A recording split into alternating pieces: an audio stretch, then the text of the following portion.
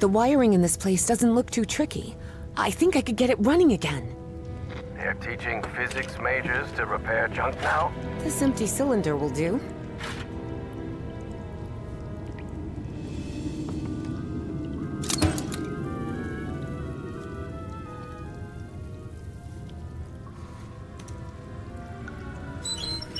Pressure gauge, a sealing joint, nothing too...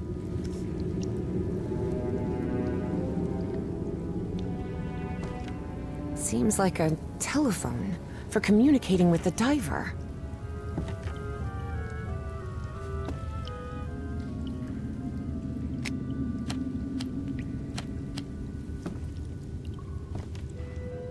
Ugh, the diving platform isn't getting any power. This diving suit needs a full air cylinder.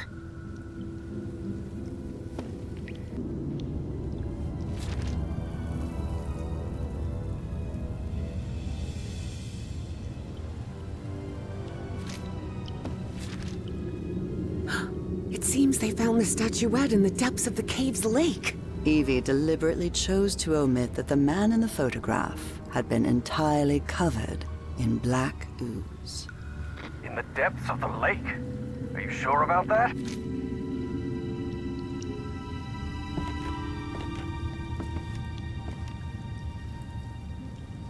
Best not to mess with it.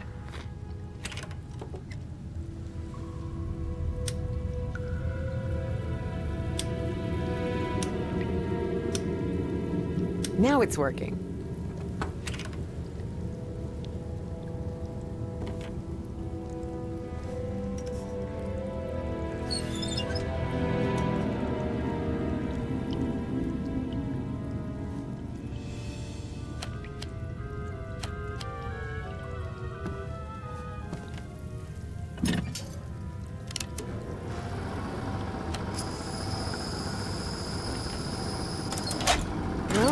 Must be full of air now.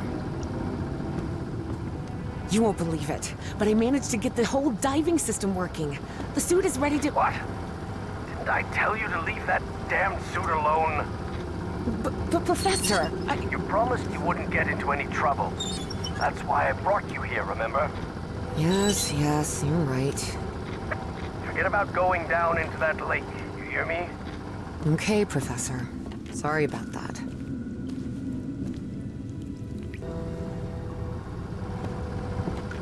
Evie knew perfectly well that going down into the depths of the lake was not only dangerous, it was reckless. So she asked herself if she really wanted to go down there.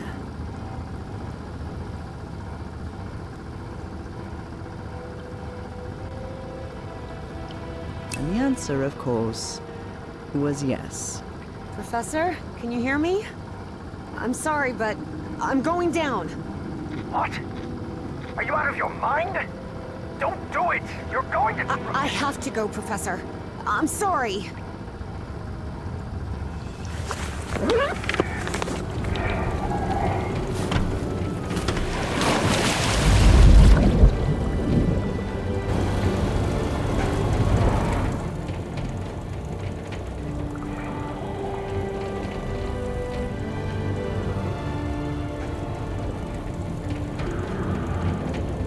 Wow.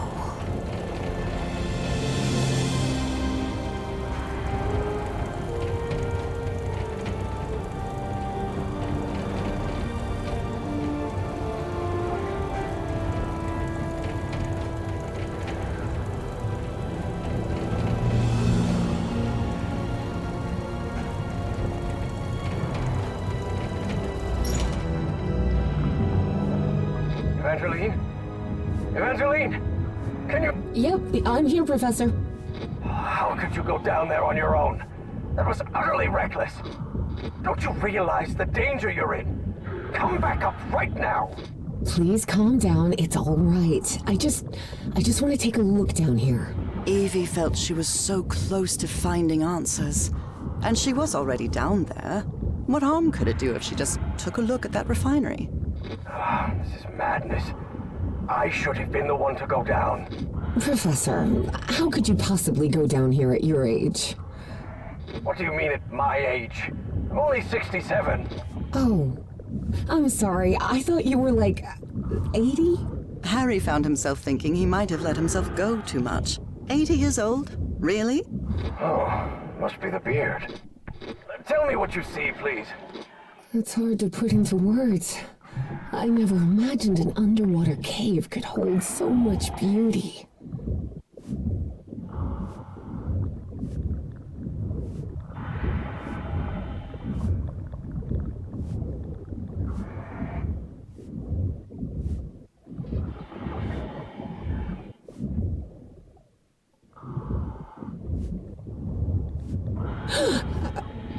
What's happening? This place is full of black liquid waterfalls? Miss Drayton, please. Turn back at once and return by... Oh no. No! I'm trapped! There's a column of black ooze behind me. Oh god. What do I do? Keep calm, Evangeline. We'll find a way out, all right? And most important, don't go near the black ooze under any circumstances. Now move forward and tell me what you see.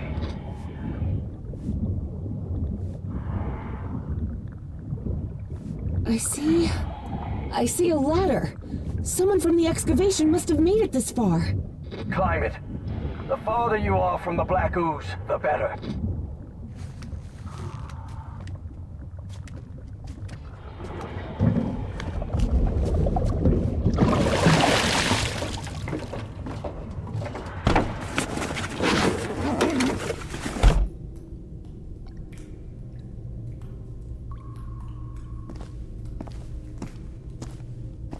I'm out of the water. I think I'm in the refinery Peasley talked about. Professor, there's another mural here. Looks like a creature carrying the statuette and breaking the black ooze. I don't know if I can actually do anything here. The whole chamber looks dead. Powered down. We were wrong about the statuettes, Professor. They're not ritual or ornamental objects. They're just energy containers, like a car battery.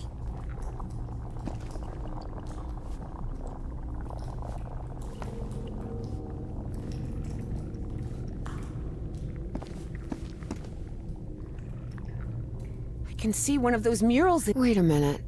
In your... No, and you won't believe.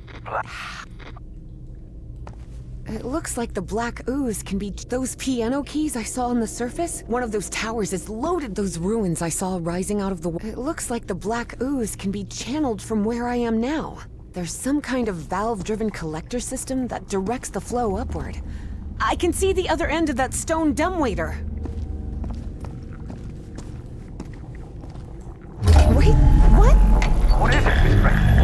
It lit up. Everything in here just lit up all of a sudden.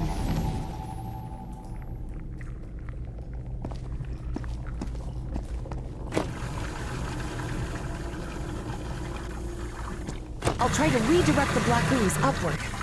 Fine, but please be careful. Don't worry. This isn't so different from the fluids lab back at Miskatonic.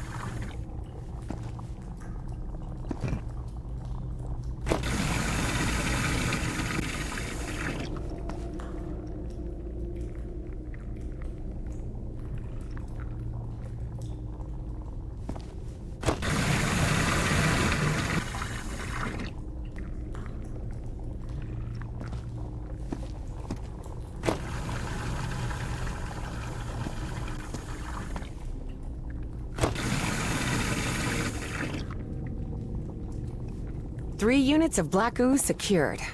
I wonder if I could use the access water from the Looks like I can't pump this up until the big tank is completely full of black ooze.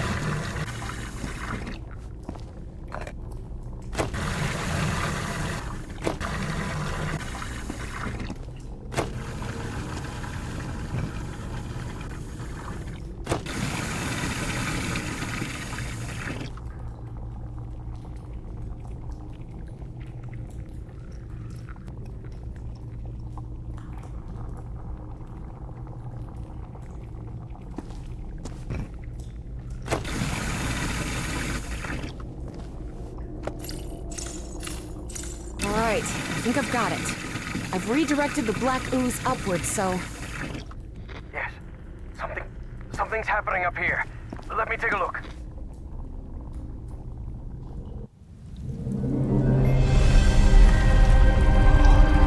What is that?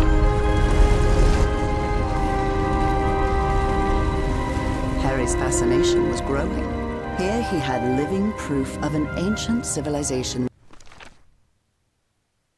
with technology beyond anything he had ever seen. All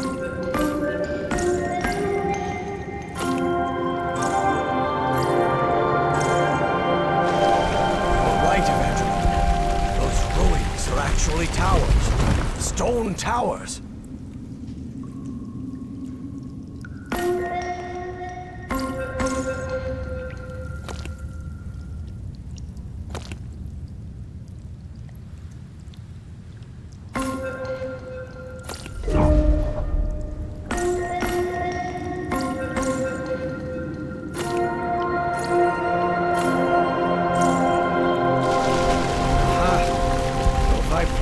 In reversal, they trigger the opposite effect.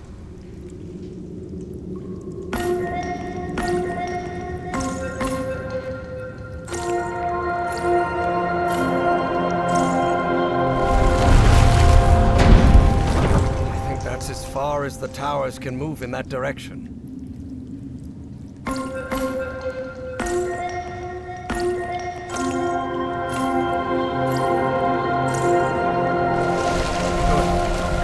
Rotated the tower to the right.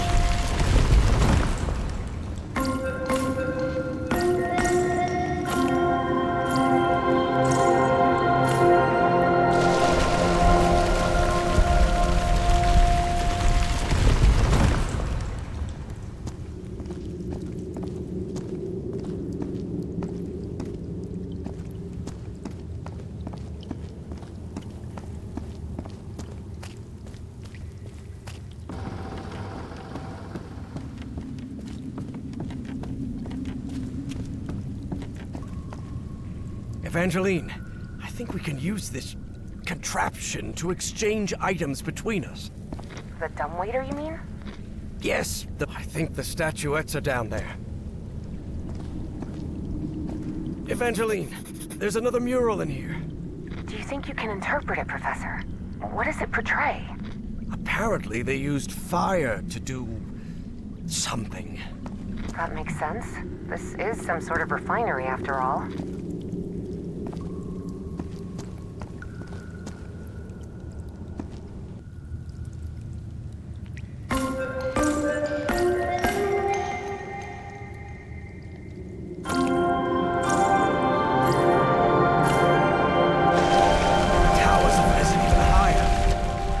I see an entrance ahead.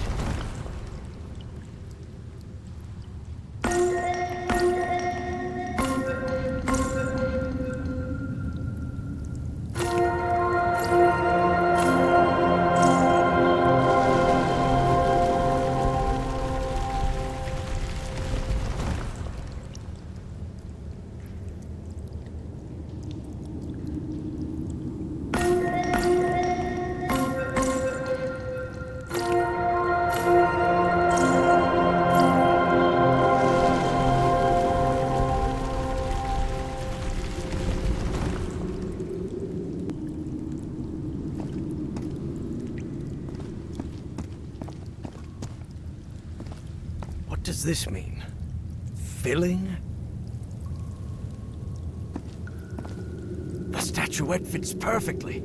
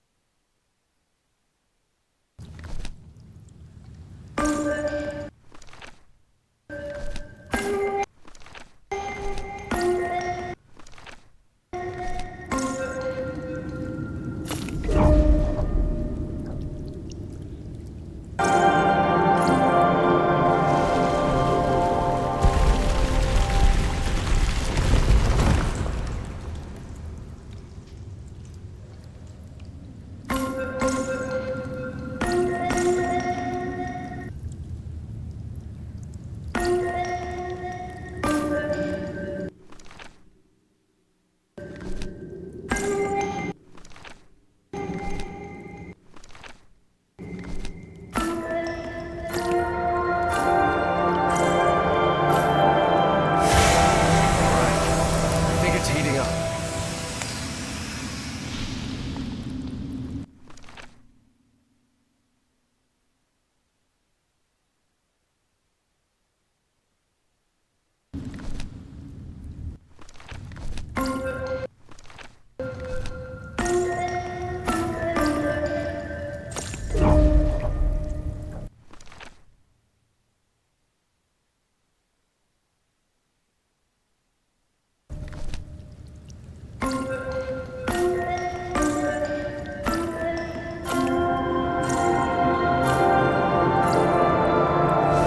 That sound. It's filling the tower with black ooze.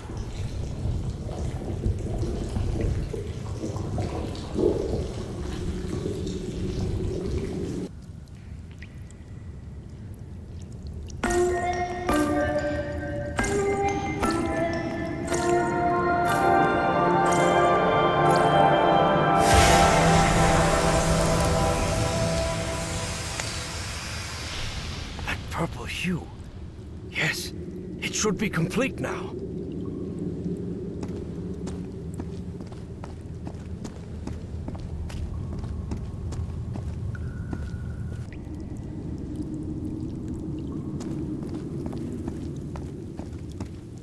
Harry glanced uneasily at the freshly made black orb. He didn't like it one bit. All right. I think I've followed all the steps. Now I just need to send it to Evangeline.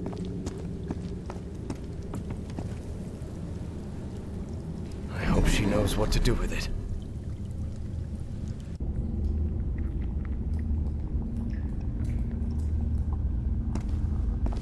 Evie finally held the statuette in her hands, and at once she felt disappointed. Yes, the statuettes were containers of energy, but did that explain her dreams? Her visions? She had to learn more about that lost civilization. I've got the statuette, Professor. Now it looks right. Excellent. Now you should be able to cross safely. Come on, get out of there, quickly!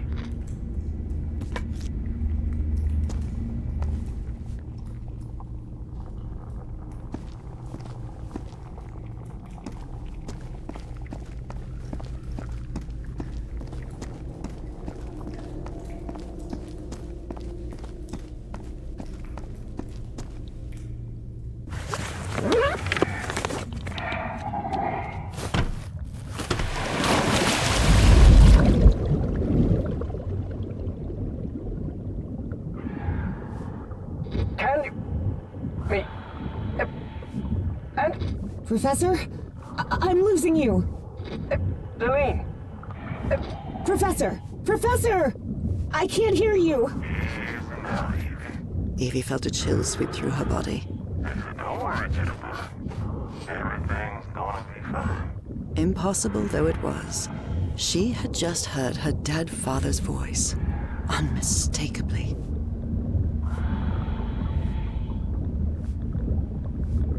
It works! It works! The path is open! Evangeline? I can hear you now. Oh, good. Glad you're back. I'll be waiting for you here. What the? Professor?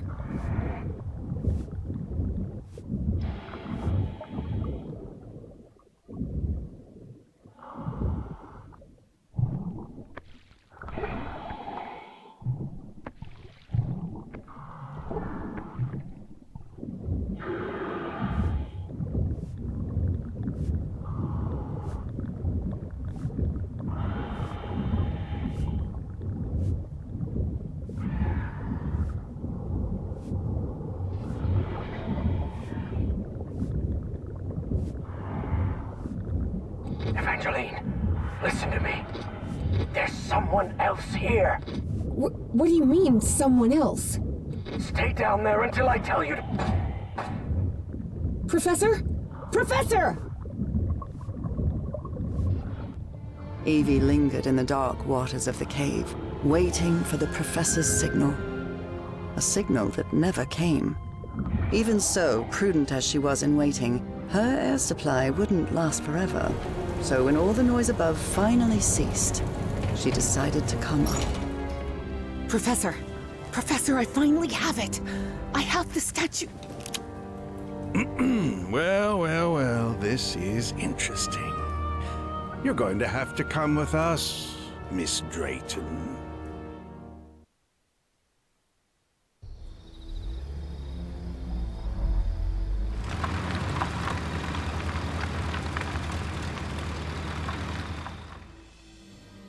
Wake her up. Welcome back, Evangeline. Finally, this is also the story of an obsessive, manipulative, and ambitious man. This is the story of Caleb Bowen. Wait, where... I'll be the one asking. My name is Caleb Bowen. I work for the United States government. Bowen often made that claim, though it was at best a half-truth. Sure, he'd worked for the government once, but that was a long time ago, and he'd been running solo. Do you realize that you trespassed on a site closed off by the United States government? And more importantly, that you were seen in the company of Professor Harrison Everhart. You may not know this, but Everhart is a subversive individual. We suspect he may be working for the communists. Bowen kept lying. You better have proof for what you're saying. You are in no position to... I'll show you who Professor... Your father's name was Franklin Drayton. He and his brother Moses ran a workshop in Benoit, Mississippi called Drayton Motors. He died in a work accident in San Francisco in 1934. Is that correct? You've been investigating me? Shut up and listen to what... Do you recognize anyone besides your father in this photograph? Wait, is that Professor Everhart? Oh, correct. Everhart led an expedition to the Pacific in 1934. Your father was part of that expedition. That was the only truth Bowen told during his conversation with Evangeline. Your father didn't die in San Francisco, Miss Drayton. He died in excruciating agony, alone and abandoned, on an island in the Pacific, and all because of Professor Everhart. I bet he never told you. In fact, every member of the Everhart expedition died or disappeared under mysterious circumstances. Even the professor's wife, whose strange illness was the impetus for the expedition, died under equally mysterious... I didn't die under mysterious circumstances. No, that can't be. Oh, not at all. If there is one thing Professor Everhart has, it's money. Enough to buy off the press for their silence. Evie was in shock. The professor was a withdrawn and sullen individual, and frankly really hard to deal with, but could he also be responsible for her father's death? Despite her doubts, she kept silent, and wisely so. She still didn't trust this Bowen fella. regardless of his claim that he worked for the government. Now you know the kind of person you've gotten involved with, Evangeline. And the kind of trouble you're in. I have a few questions for you. For your own good, I suggest that platform beneath the lake in the Rappahannock River caves. How did you manage to activate it?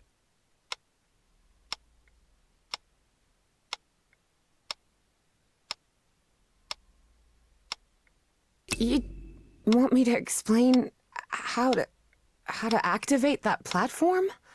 It's easy. Go on. You just have to stop being a dim-witted weasel. Don't test my patience, little girl. You don't know what I'm capable of. Don't listen to her, Pharaoh. You must have recognized the girl's cognitive pattern, I'm sure of it.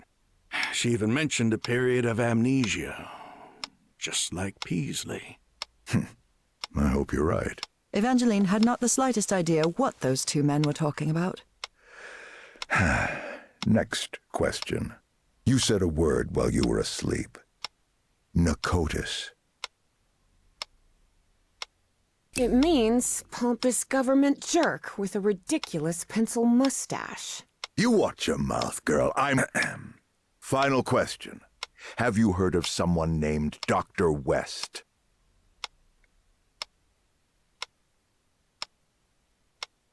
Yes, he's a famous proctologist. Maybe he could help with your hemorrhoids. You think you're funny, you damn brat? Want me to teach you some manners, huh? Besides being obsessive, manipulative, and ambitious, Caleb Bowen was also racist. And Evie mocking him didn't sit well with him. I'll teach you some manners, you damn brat! This is a waste of time, Pharaoh. It's obvious the girl is hiding something, but there are more effective and less traumatic ways of getting that information. You're right.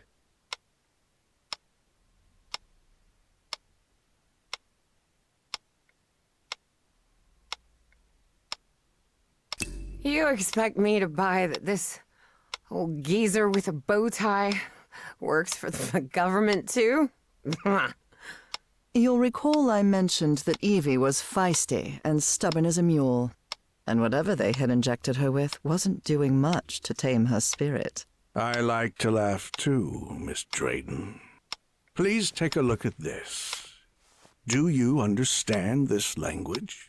Even though it was written in those puzzling characters, Evie understood the book. Narcotic manuscripts, non-linear displacements toward the Great Library, and reversible... Tell me, Miss Drayton.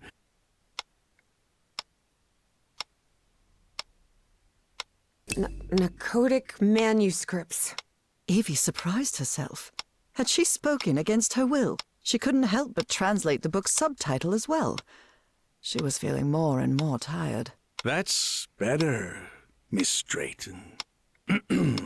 Now, focus, listen to my voice, read. Salvek, Kornathun, Nakotas. What just happened? Am I in my dorm?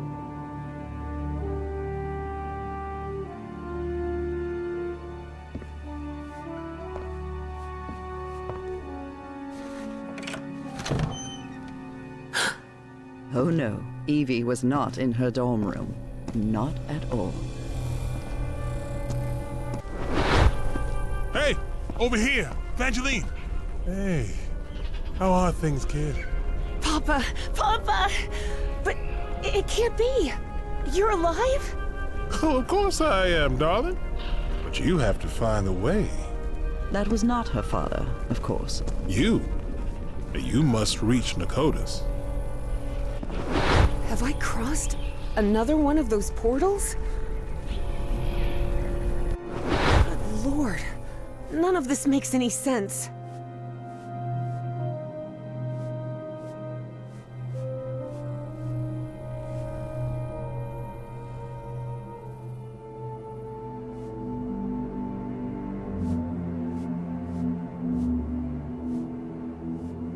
This is weird. Really weird. Salve cornathun nakotus.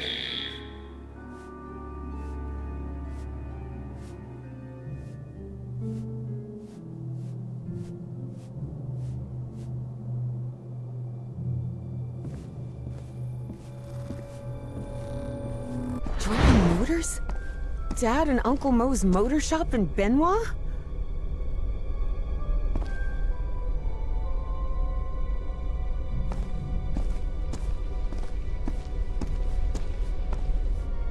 Moses, we're running out of money. Yeah, well.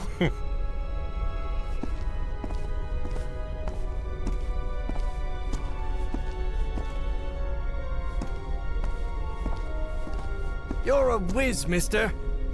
Would you be interested by...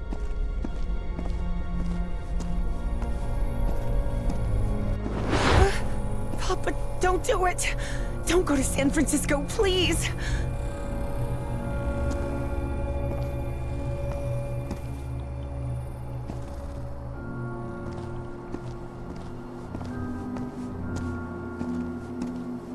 Hey, what just happened?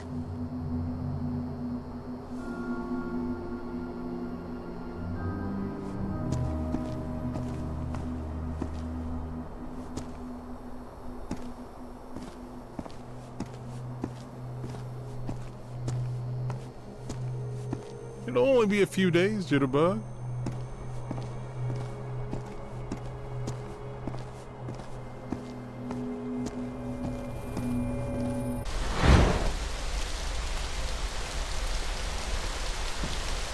Drayton is dead, but it doesn't matter. His death brings me closer to an answer. I'll do whatever it takes. The only thing that matters is Nora's life. Wait, no. That doesn't sound like the professor at all. Evie realized Bowen's lies were seeping into her thoughts.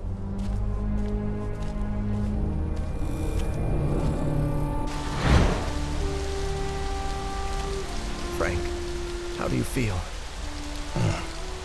Not good. But that doesn't matter anymore, mister. Get off this cursed island. You'll find nothing here but death.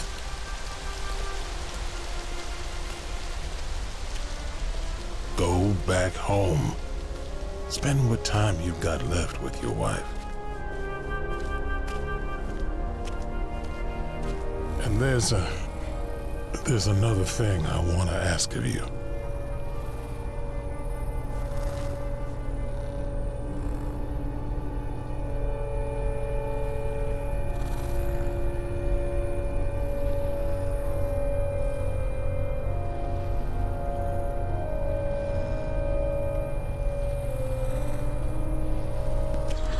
Where am I now?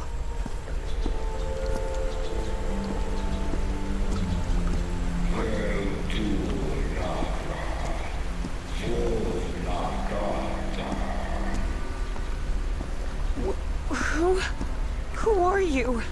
Salve cornathun nakotus. The great and...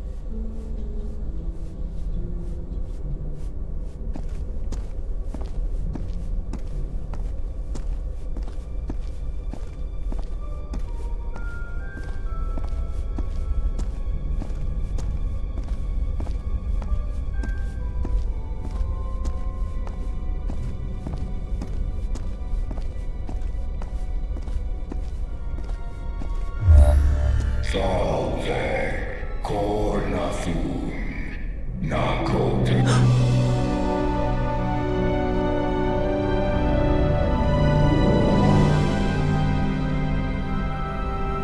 Incredible. Did you hear that? We were right. We finally found the coordinates. At last we know where Nakotis lies. Thanks for your cooperation, Miss Drayton. About an hour after Evangeline had her otherworldly vision, Finally, I'm inside.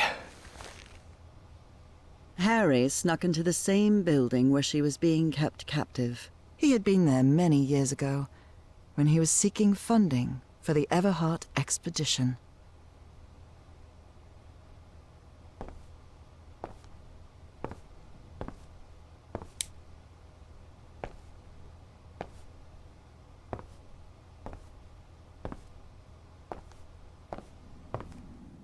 Miss Drayton?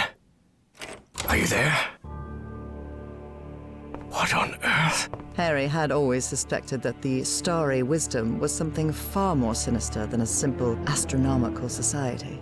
And as soon as he stepped into their inner sanctum, his worst fears were confirmed.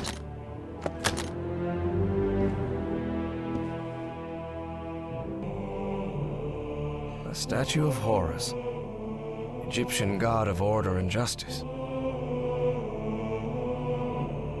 Thoth, god of intelligence and magic.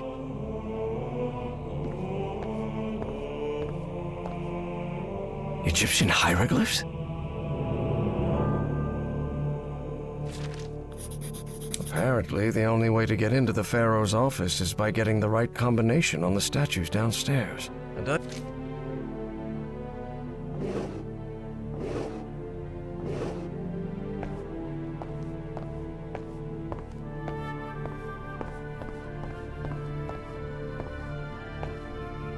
These people are out of their minds, no doubt about it. And they clearly have a pathological... There's a pyramid in the center of this chamber. I wonder if... Certain sections of this pyramid seem to move. For a moment, Harry wondered whether it was a good idea to mess with the mechanism, but he quickly dismissed the thought. Even if it meant alerting someone, he had to find Evangeline and get out of there.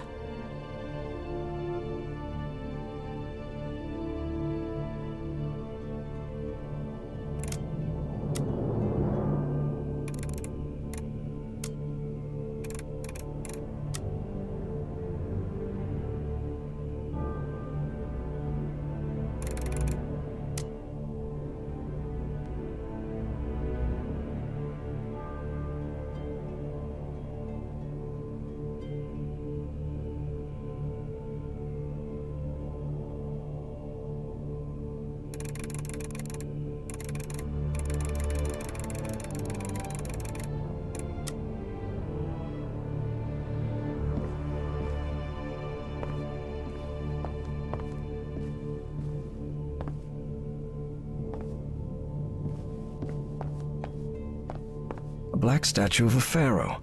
I don't know which one it represents, but it's unsettling to say the least.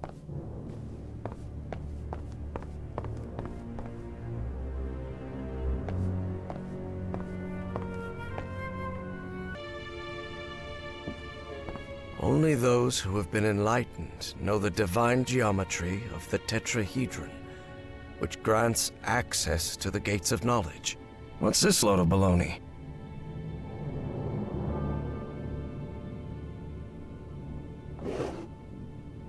A tetrahedron.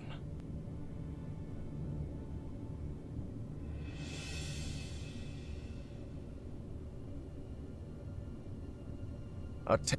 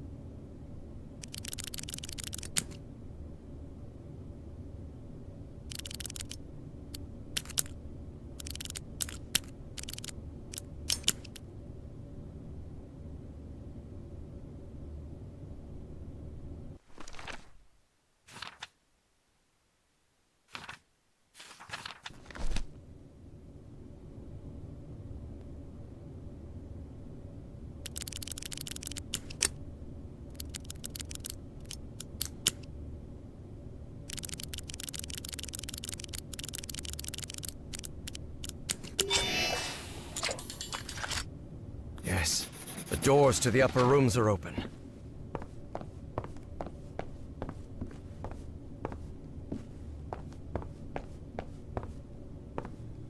This looks like an astronomer's office. So these freaks have masks, code names, and hieroglyphs assigned to each of them.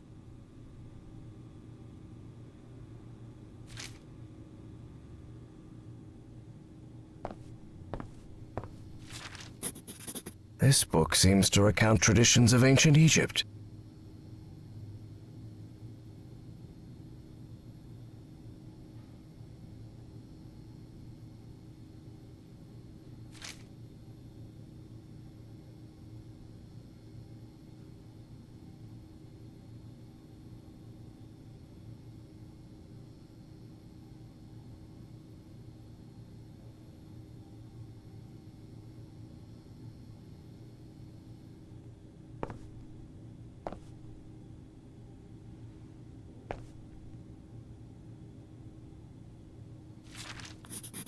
Heaven's sake, these kooks really are obsessed with ancient Egypt.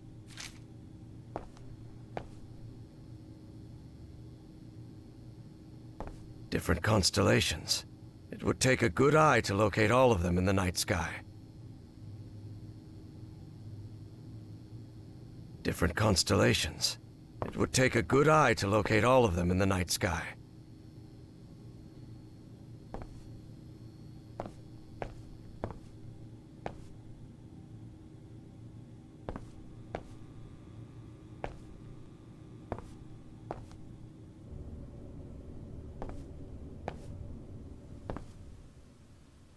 An archaeologist's office for sure.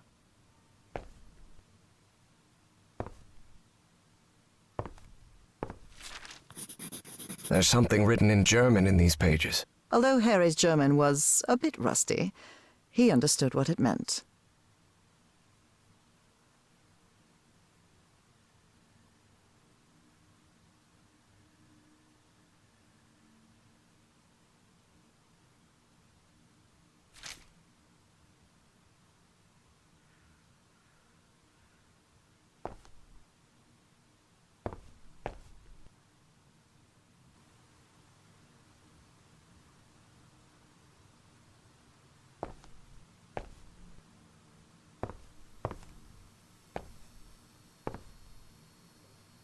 This metronome still makes my skin crawl.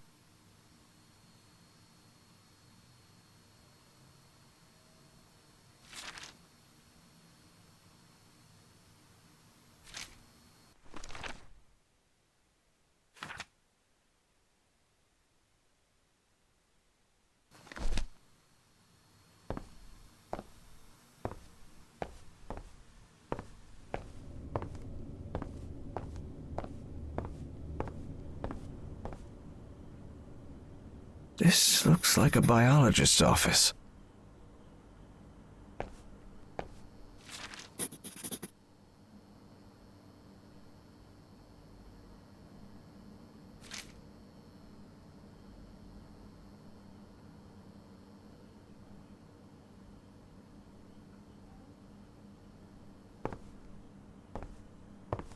I'm sure I could name all the fish in this aquarium.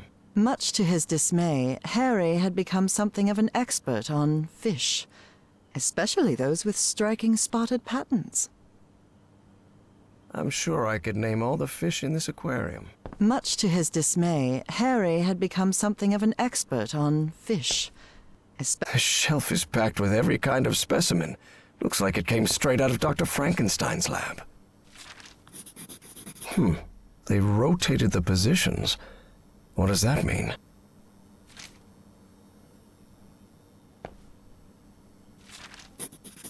Looks like even kooky cultists have a love life. Who would have thought?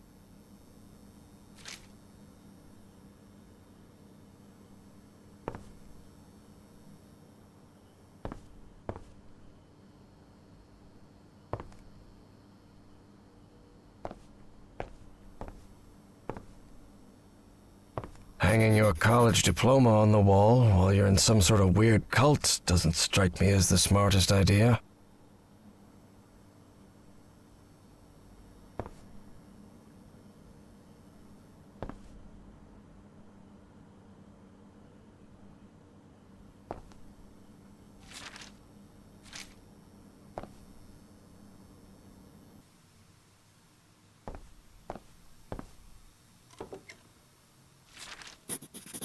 1955. So they've been doing this for a while now. A roll of film. I wonder what's on it. A roll...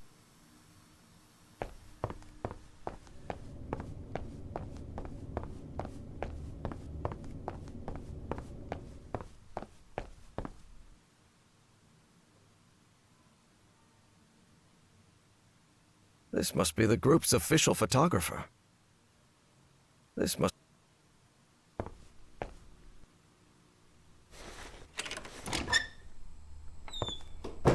Trays with various chemical substances.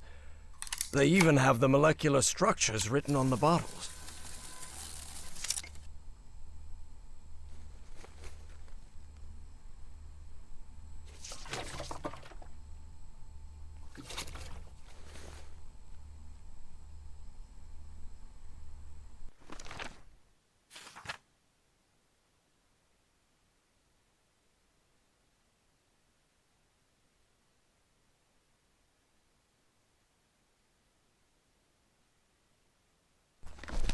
Trays with various chemical substances. They even have the molecular structures written on the bottles.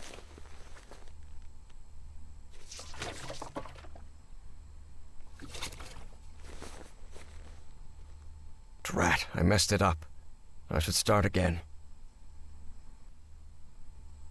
Trays with various chemical substances. They even have the molecular structures written on...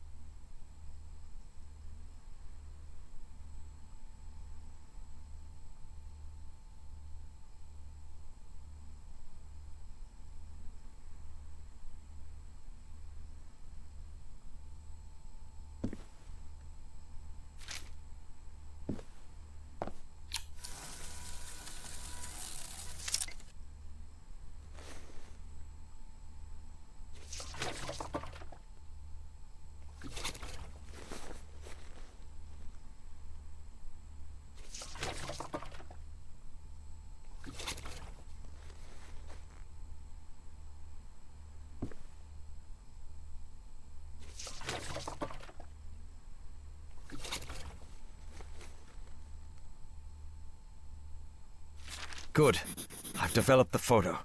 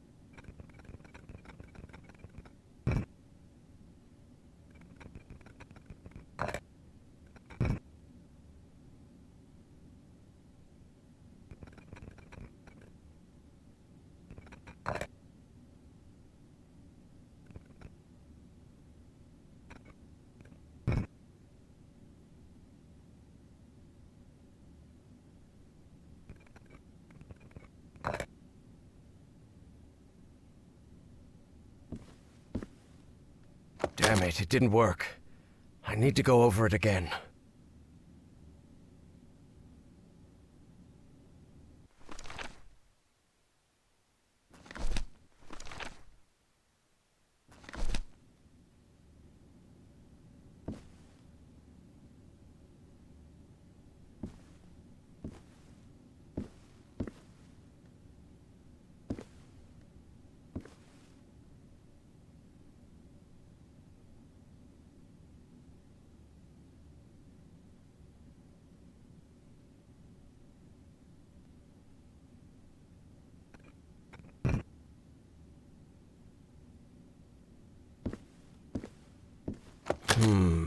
This isn't right.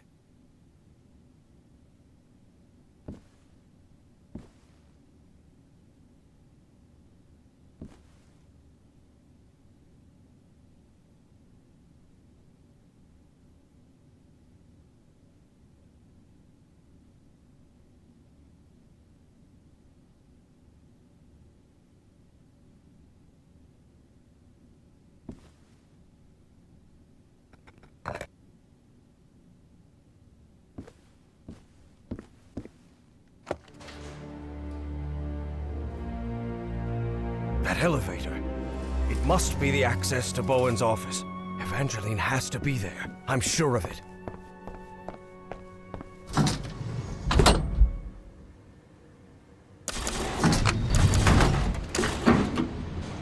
As he rode the elevator up, Harry regretted not bringing a weapon.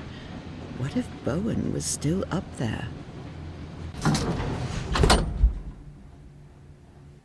All right. Let's see what you're hiding here, you scoundrel. Consciousness exchange? Is he talking about mind swapping?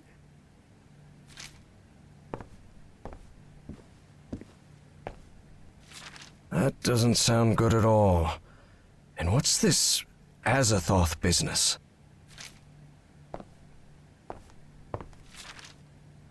Say, isn't that Senator McCarthy?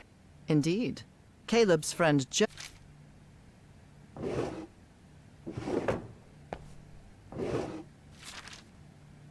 I knew Bowen would never abandon his Nazi pals.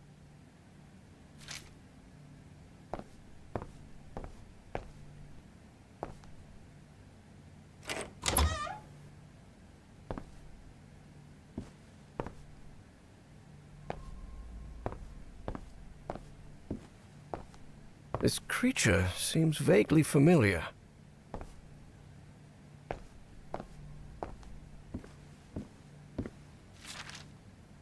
Dr. West? Evangeline had to be on the other... Was there anything... There may be something in...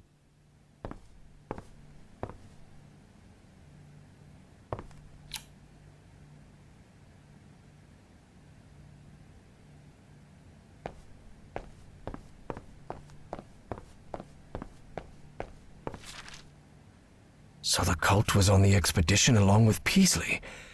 How long have they been behind all this?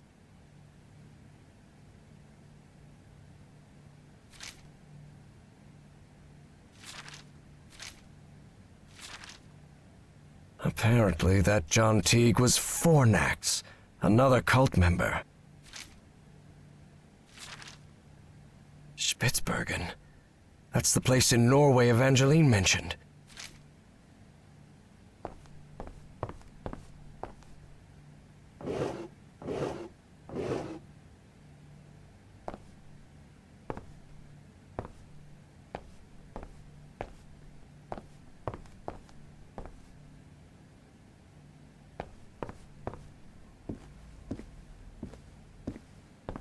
Evangeline had to... Was there any...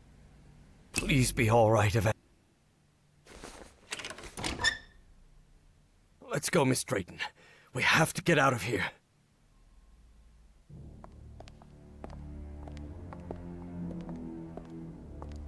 Look, it's the engineer. I've seen one of those creatures before. In my dreams. In the Stone City, in the jungle. He spoke to me in my dreams, Professor. I have Forget about it, Miss Drayton. We have to call the police and... Calling the police won't do any good, Professor. We have to go to Spitzbergen. I need to talk with him, with the great engineer. Miss Drayton, don't you realize this doesn't make any sense? We can't chase Bowen and his... No, you don't understand. Bowen isn't in Spitzbergen. He's on his way to the city, on his way to Nakotis. Harry couldn't believe what he had just heard. Evangeline had mentioned a place he had known in dreams, long ago. So long ago, he had nearly forgotten it. I had a strange dream today. I was inside a vast library and gazed at vistas of another world. All these questions came crashing down on Harry. And suddenly, he wasn't so convinced anymore. Before boarding the plane to Norway, Evie and Harry talked about the trip. About where they'd be stopping over. About what they'd do once they got to Spitzbergen. They talked about bringing plenty of warm clothing and gear and supplies to make it through. They talked about getting their documents and passports in order. They even talked about the strange city they had both dreamt of. But Evie knew there was something they hadn't talked about. A question she didn't know how to ask the professor, because every time she'd tried, the right words never came out. But a long flight leaves plenty of time to think. Professor? Yes? When I was being held by that man, Bowen, he showed me a picture of you. A picture of you and my father. Did you know my father, Professor? And then, it was Harry who didn't know how to find the right... Because even though he'd been waiting years for that question, he still didn't know how to answer it. Evie took Harry's... How come... You... What do you mean, I never asked? Evie was furious. Look, You wanted what? All right. Good. My wife, Nora, was diagnosed with an incurable disease. The same hereditary illness of unknown origin that had struck her mother before her. The doctors had no answer. So I decided to find it myself. I never imagined the answer would take me so far away. To a remote island in the Pacific. Back then, I didn't have the financial independence I have now. So I had to raise money and put a team together. Do you remember the night before your father left for work in San Francisco? You were probably 5 or 6 years old? Oh, God. Yes, I remember. I remember a beautiful, dark-haired woman, a nervous, scrawny guy, and a man who seemed really happy about something. I'll never forget those words. You're a whiz, mister. Would you be interested, by any chance, in an exciting job opportunity in the Pacific? That's right. Frank agreed to come with us to the island. It pained him to leave you and your mother back in Mississippi, but he needed the money and I was paying very well. But that island wasn't what we expected. There was something there that... Let's just say there are forces in this world that mankind ought not to meddle with, Miss Drayton. Things like the Black Ooze, and on that island, it was everywhere. I told you, it's the most dangerous substance I've ever come across. We found that out when one of the expedition members came into contact with it. It was him, driven mad, who attacked your father. Just a shallow cut with an ancient dagger, but enough to infect him with that black liquid. That is what took Frank's life. I did what I could to look after him, but that infection, it was beyond anything I could handle. His final words still haunt me. Harry, please look after my wife and my little girl. And that's what I've been trying to do all these years. Evie was speechless. Take care of me? I just met you a week ago. The only help we ever got was from the insurance. There was no insurance. What? Harry decided that. Hydrangeas were just Nora's favorite flower. And then she understood the strange and painful sacrifice. I wasn't the one who drove that dagger into your father, but I dragged him to that island and didn't listen. Harry had spent a long time avoiding the truth of what had happened nearly 30 years before on that island in the Pacific.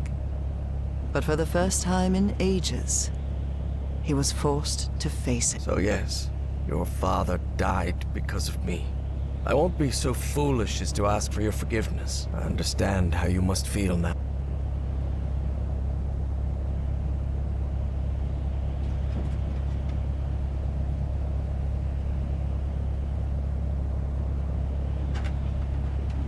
Maybe you have no right to ask for it, but...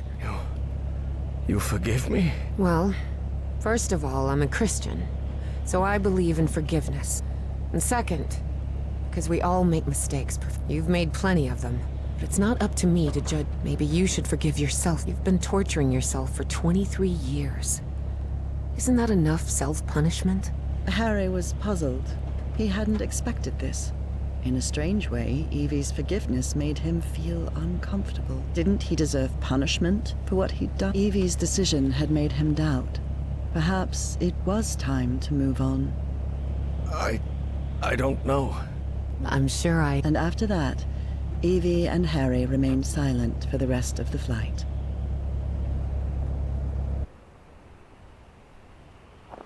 Despite having talked about it, Evangeline and Harry were not prepared for the freezing cold they would face on that remote Norwegian island. Although weather would be the least of their problems in that place.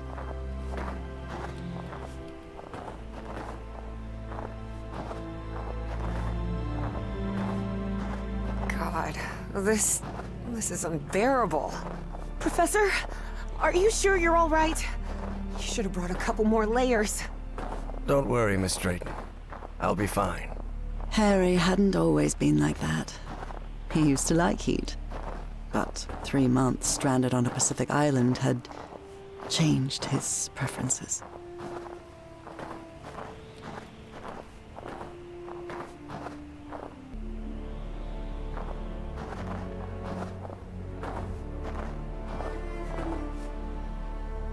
This sign, it's written in Norwegian. I guess we're close.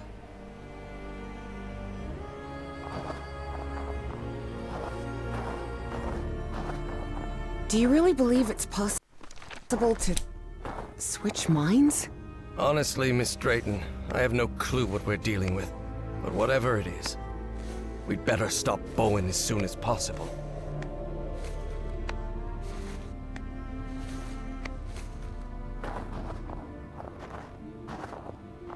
Here it is, the radio station.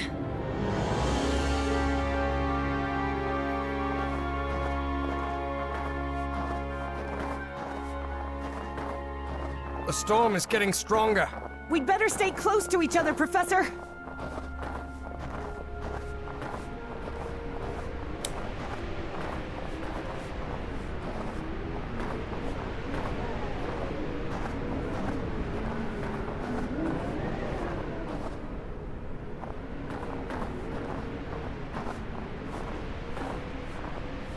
This looks like the station's garage.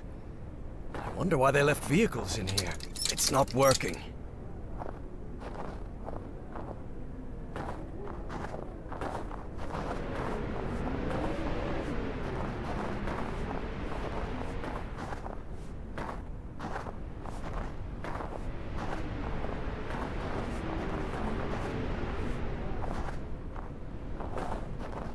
It's no use. This switch is completely wrecked.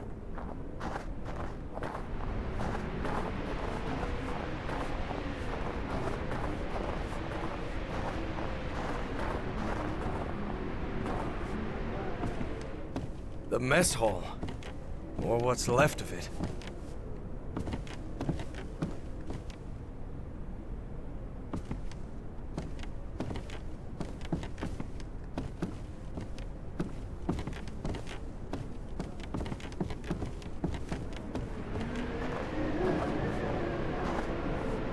I hate these guys.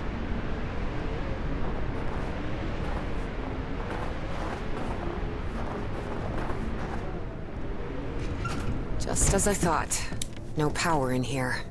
We should look for the key to that generator room. This might come in handy, but not right now. I need to... Not yet. I've got to get the generator running before I can get any work done.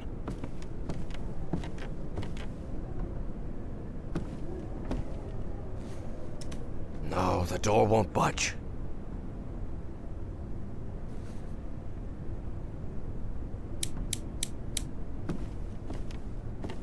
All of these rusty gadgets are useless. This machinery hasn't been... I'll have to take a look at it later. Right now, I need to get the power running in this station.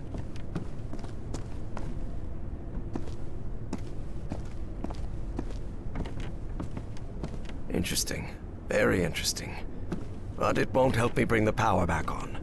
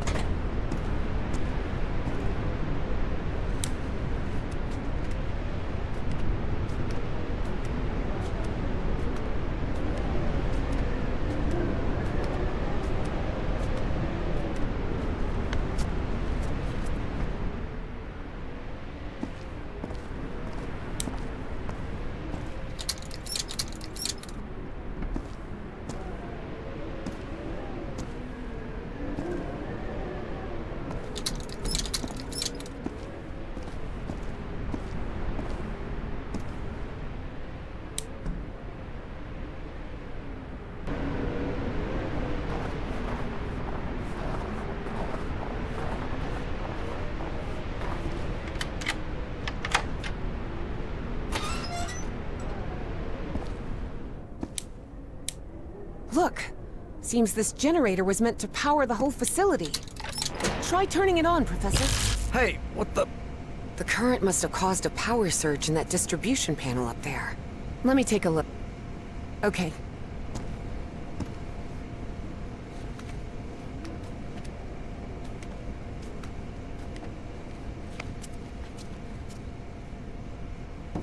Darn it. This fuse box is sealed. You don't happen... Perfect. This'll do.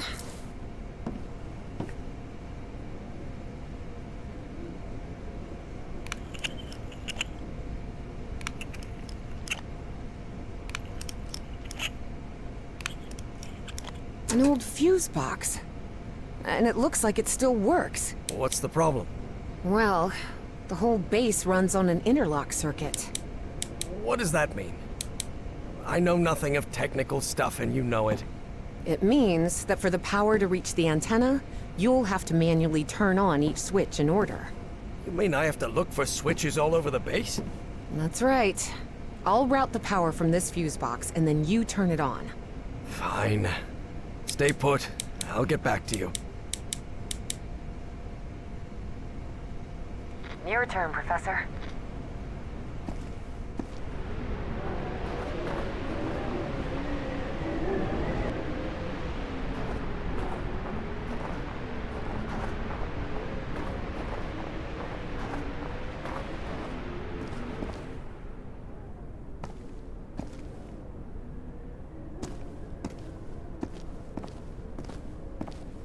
This storage room's a complete mess. Like everything else in the station, it seems. It's not working.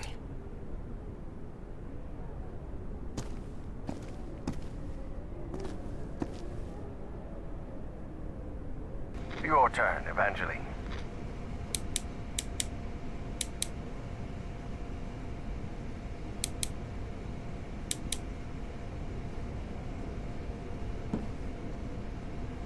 You're in charge now.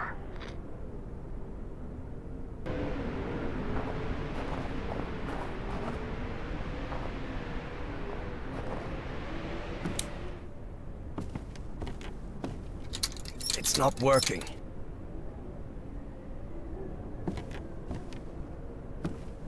The mess hall, or what's left of it.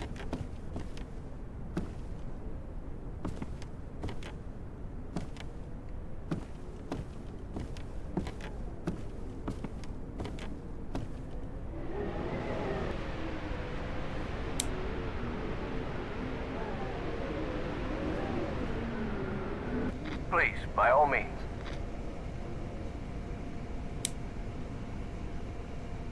You're in charge now.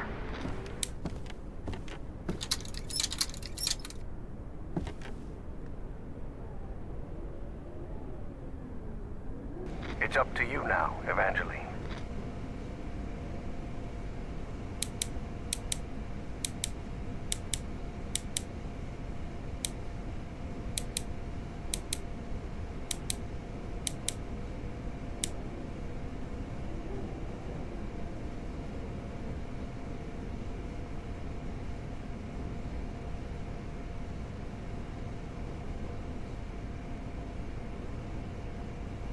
Your turn, Professor.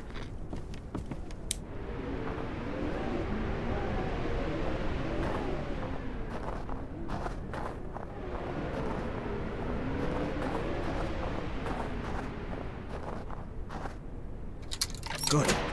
I managed to turn this thing on. Evangeline, try another switch. Okay.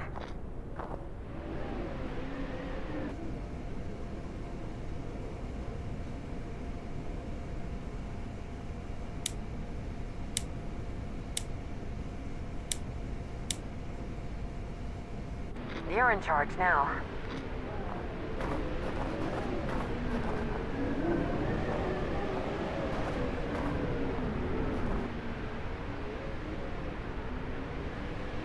Please, by all means.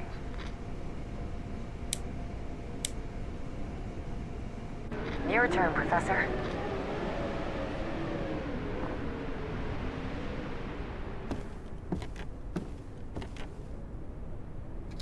Good. I managed to turn this thing on. Evangeline, try another switch. Okay.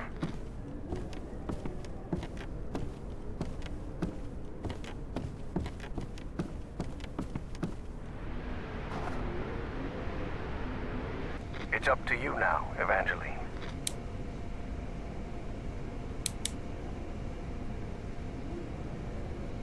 You're in charge now.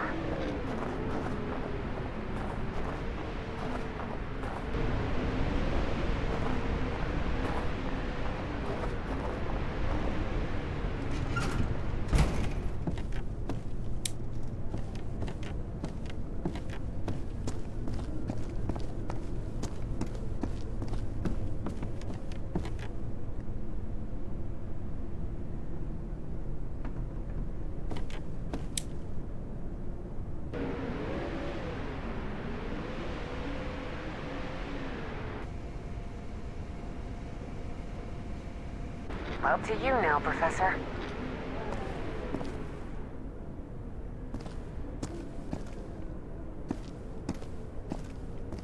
This storage room's a complete mess. Like everything. Good. I managed to turn this thing on. Evangeline, try another switch. Okay. This storage room's a complete mess. Like everything else in the station, it seems. It's up to you now, Evangeline.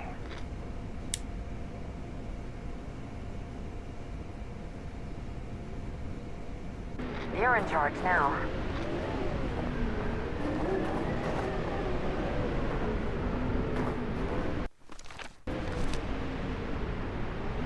Your turn, Evangeline.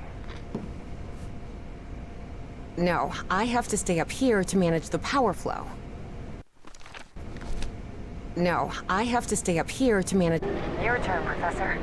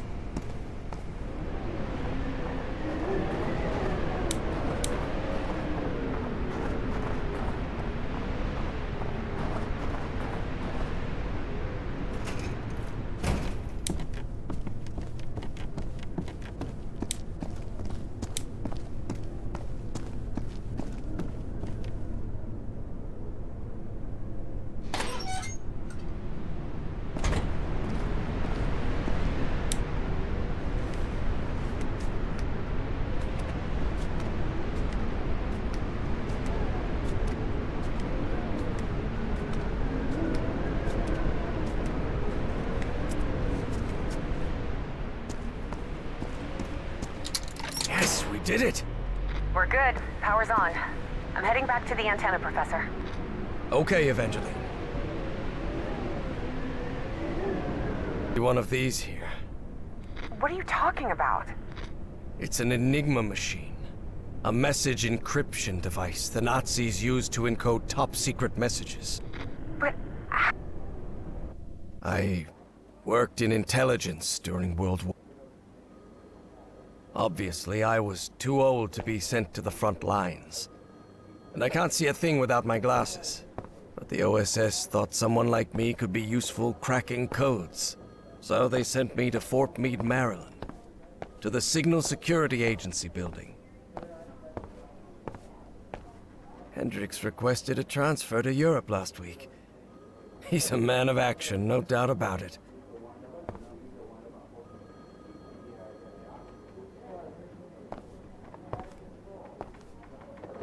Russell's desk is always a mess. He's probably on a cigarette break. I guess this lifts other people's spirits, not mine.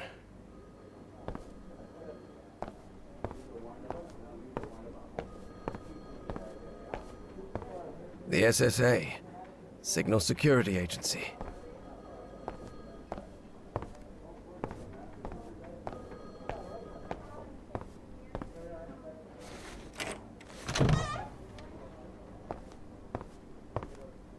We worked hand in hand with the Brits. They'd already managed to crack Enigma, so we hoped their work could help us break JN-25, the Japanese naval encryption system.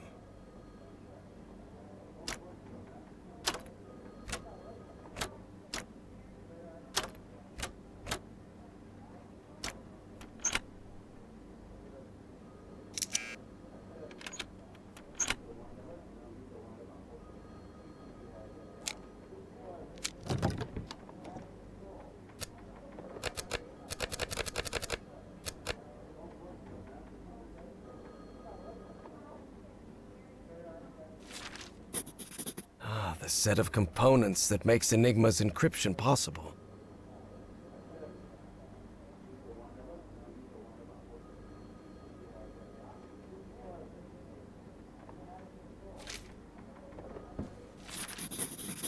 Enigma decoding instructions.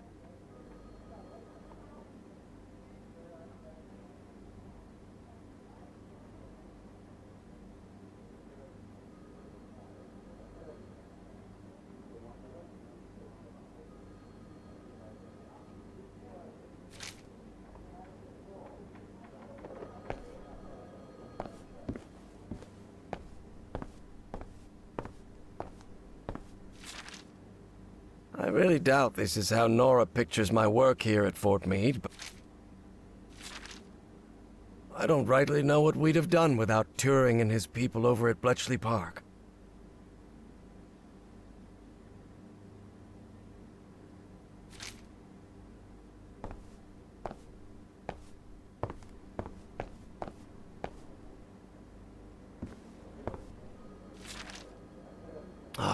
I always keep this photograph close.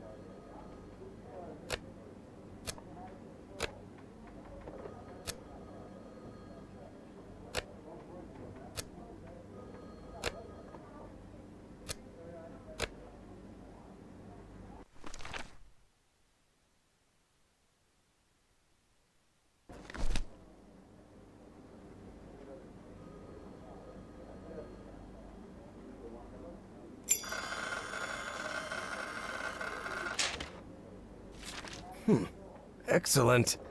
I think I solved it. Maybe we can use the... Of course, it was hard leaving Nora alone at home. But she insisted. She knew I could help our country fight the Axis. So my only condition for working at Fort Meade was that my wife could contact me whenever she needed.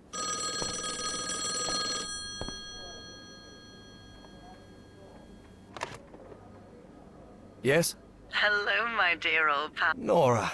How are things going over there? Well, you know they won't let me tell you anything about what I do here, but we're making progress. Mostly... Blimey, who'd have thought the bloomin' Brits saving our hides? Yes. They... I'm fine, Harry. Yes, Listen, besides, you're not going to live forever either, old pal. Oh, that's... Why? What?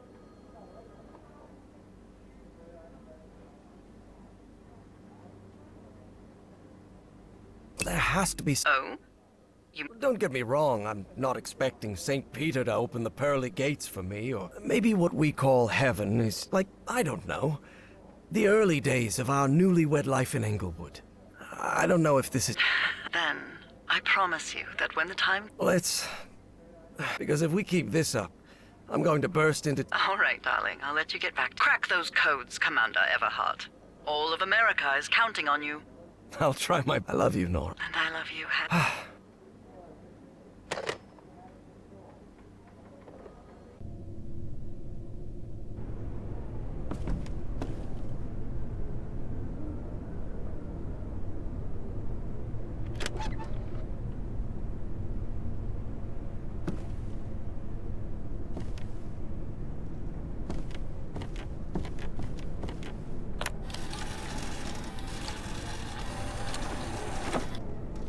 This encrypted message is rather short. I wonder what it contains.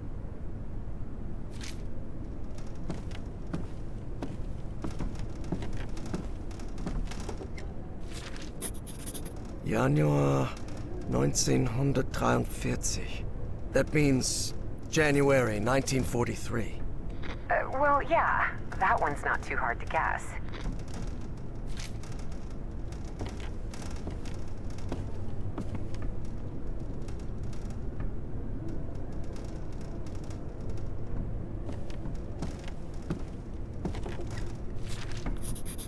Februar... No.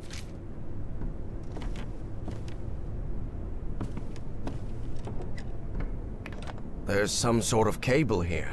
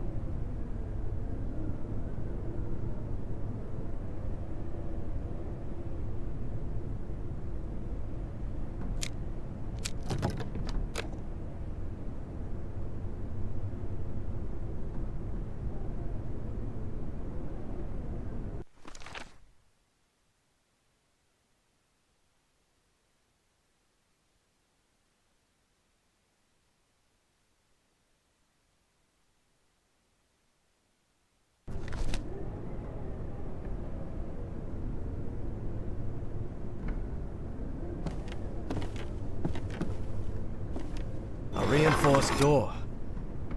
You still think this is just... All right.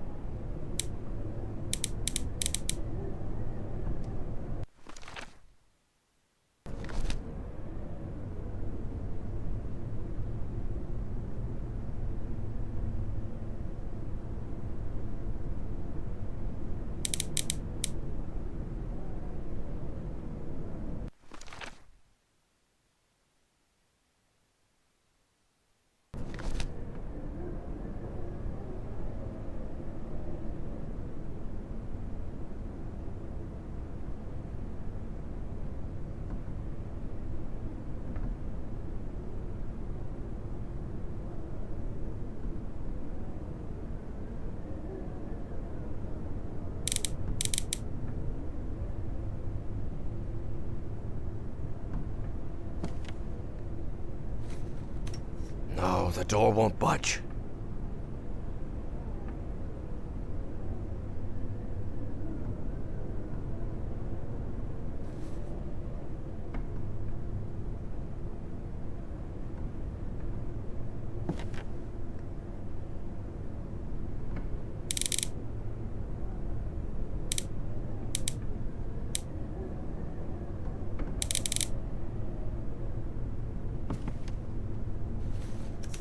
No, the door won't budge.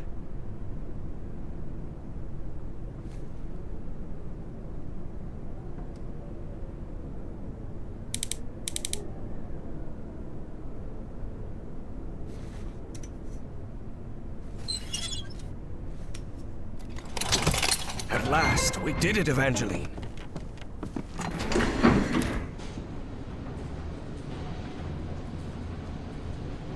So the station was just a cover-up. But I wonder what for.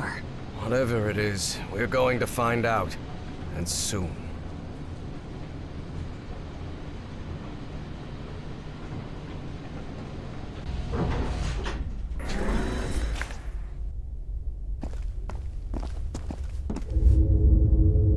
Harry tried to keep his composure when he saw the oily shadow. He didn't want to alarm Evie.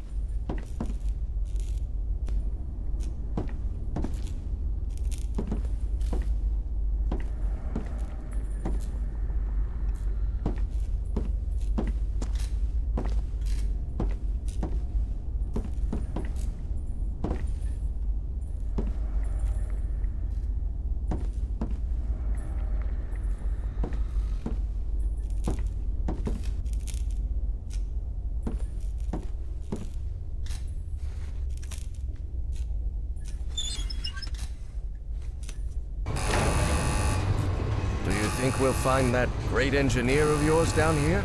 I hope so. This trip will have been a total waste of money. But Evie suspected there was much more at stake than the cost of their trip.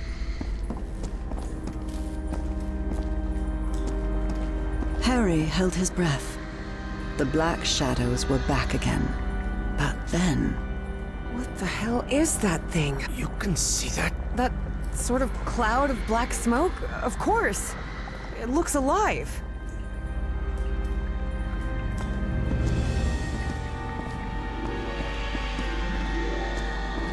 Diving suit. I hope you don't think I'm letting you go back down in that thing again. No. Unless there's no other choice, Evie thought.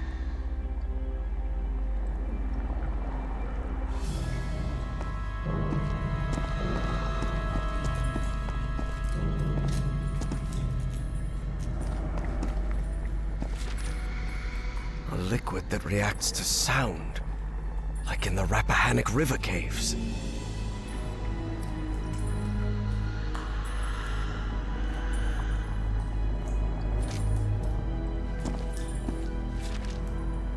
It references a creature. You think that might be your great engineer? Yes, sounds like it.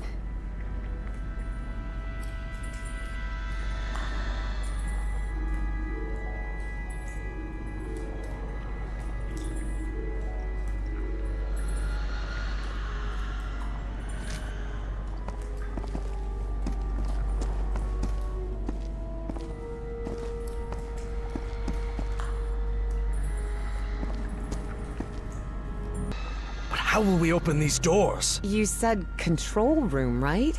I bet we can operate the doors from there. That makes sense. Okay. To get there, we'll need to go down. Well, it seems there's no other choice. I'll go this time. And I'm not going to allow any argument. Because despite how... So you want to go down? Go ahead. Lower me down. All right. Be very...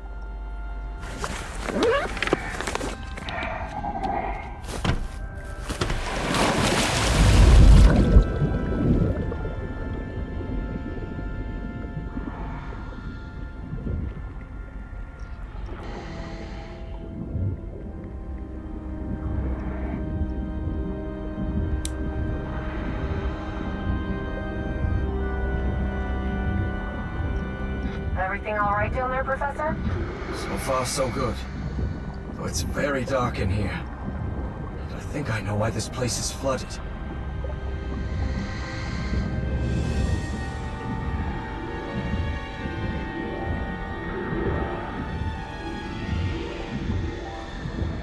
They must have tried to break into that flying saucer and then release the black ooze. Do you see any black ooze around? All around, yes. I'm pretty sure it was the ship's fuel.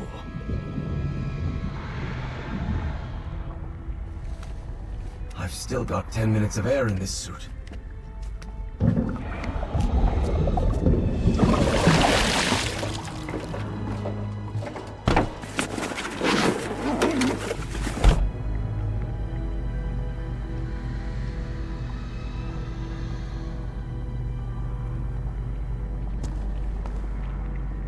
Evangeline, do you hear me?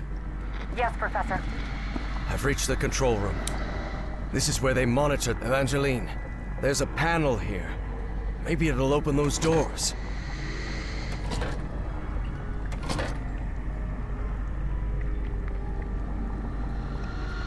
Please, by all means.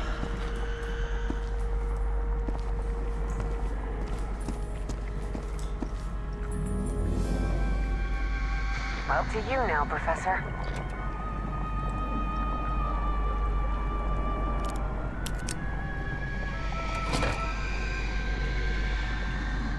It's up to you now, Evangeline.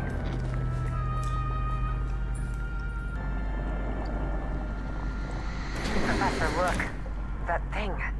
It's moving into the next chamber. It seems to move like a trapped insect.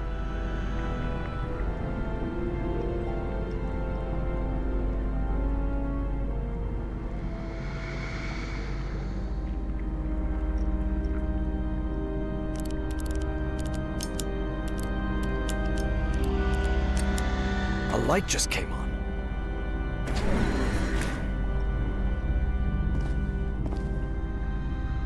Your turn, Evangeline.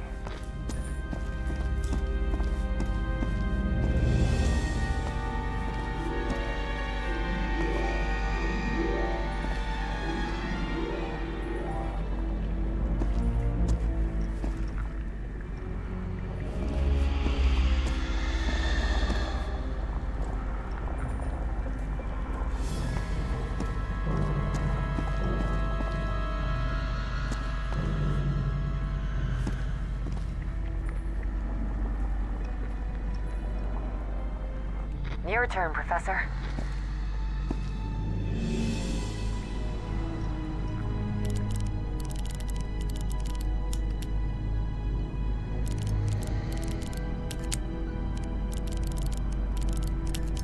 Another one.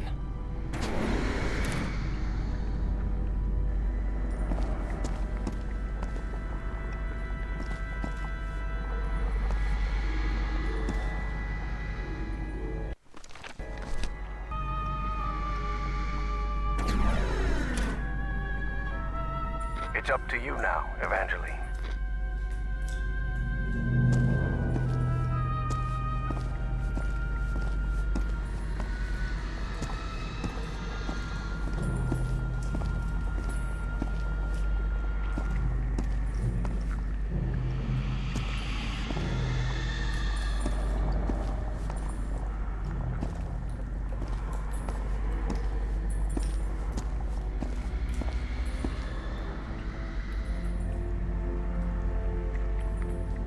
Up to you now, Professor.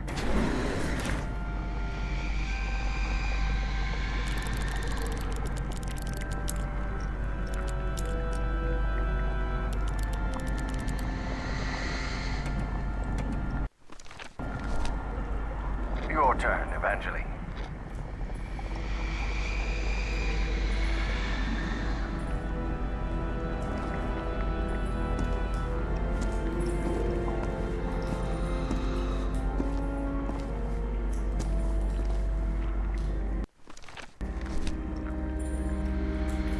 Your turn, Professor.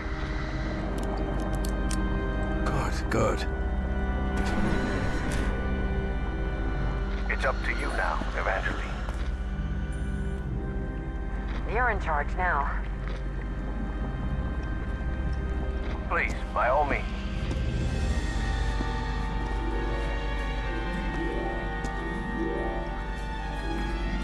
Up to you now, Professor.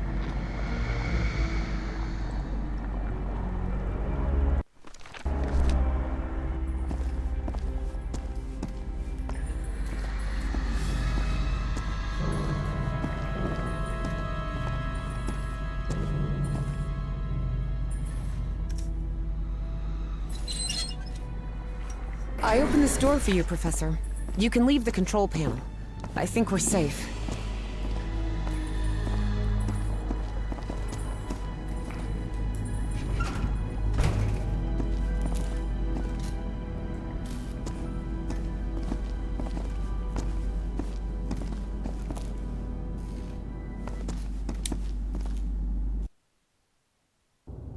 What is this place?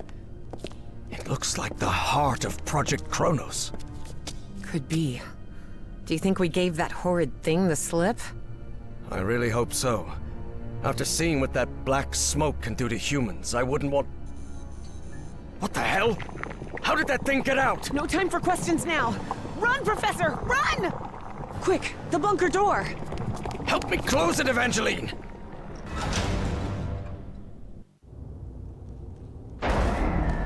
Damn it! That was close. Guys, I hope this chamber is shut tight. If not, we better find another exit. Otherwise, we're trapped in here.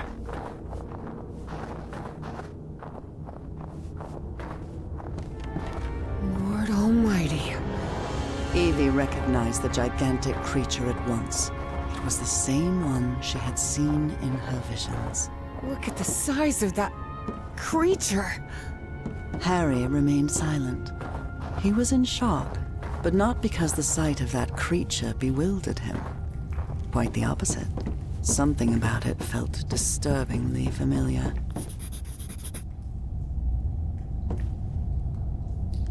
This seat is what the Nazis used to try to communicate with the creature. All right, there's no time to waste. Evie knew perfectly well that the professor was about to rattle off a whole list of reasons why they shouldn't go through with it, but she had neither the time nor the patience to listen to them.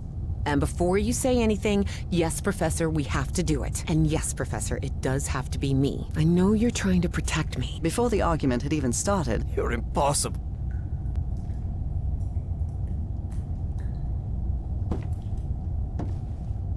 That seems to power the machine connected to the chair. You can sit down, Evangeline.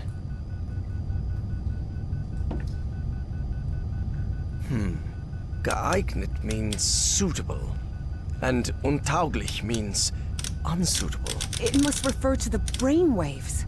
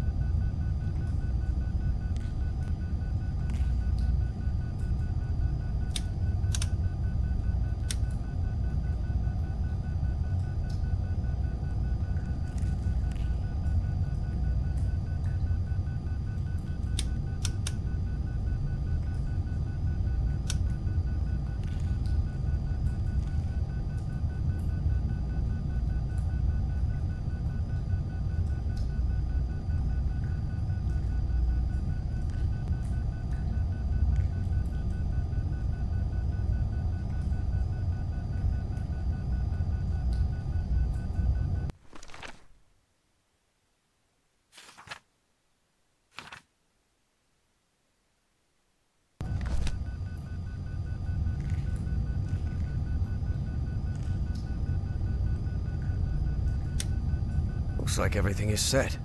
So, whenever you're ready. Go ahead.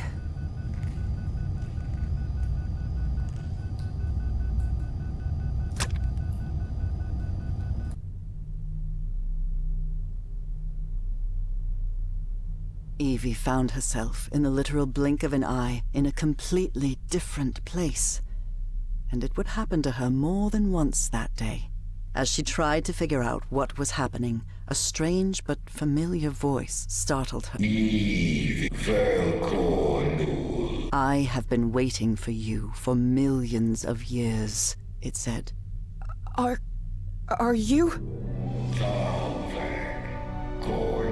I am the great engineer of Nicotis.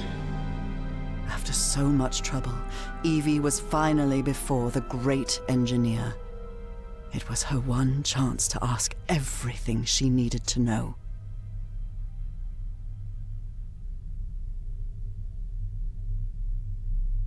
I can understand your language. Your mind in my body. My mind in your... How is... When you were in Nicotis. The Nicotis of my time.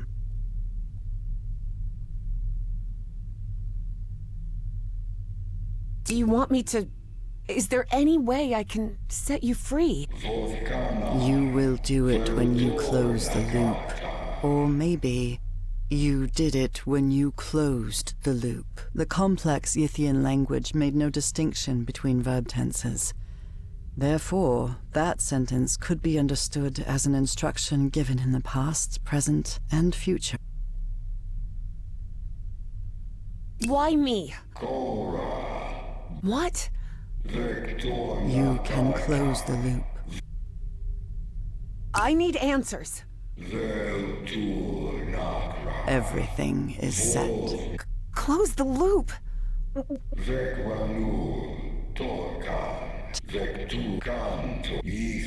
My race will be saved. But how am I going to do that? Remember. Remember?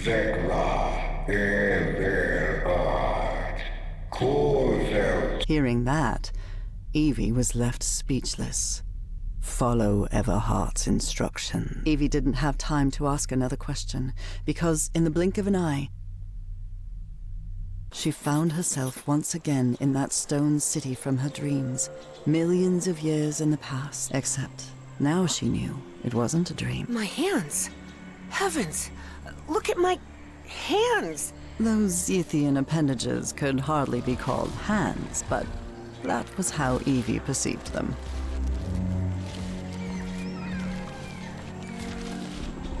Looks like I also took notes of what happened here in Nicotis. Ugh, I can't believe I couldn't remember this amazing view of the towers of Nicotis.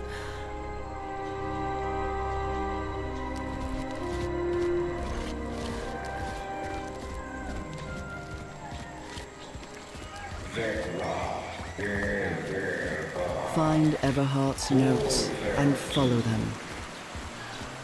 But where are Everhart's notes? Where can I find them? I always thought my dreams didn't take place here on Earth, but now I understand that this is how Earth used to be. Look at how tiny...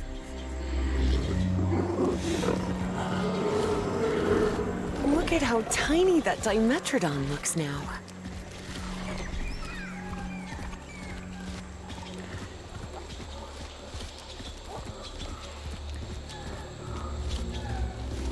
Ceilings sure are high.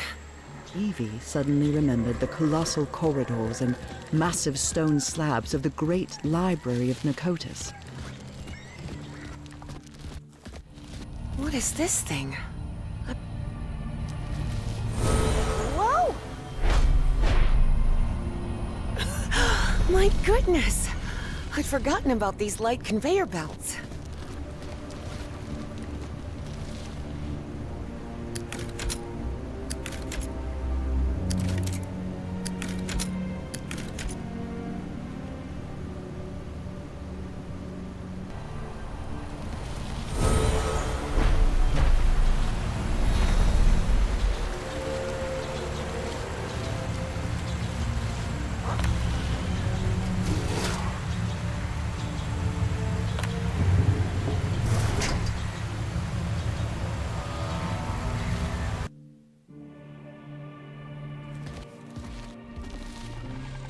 same constellation I saw in my dreams. It must be important if they built this lookout for it.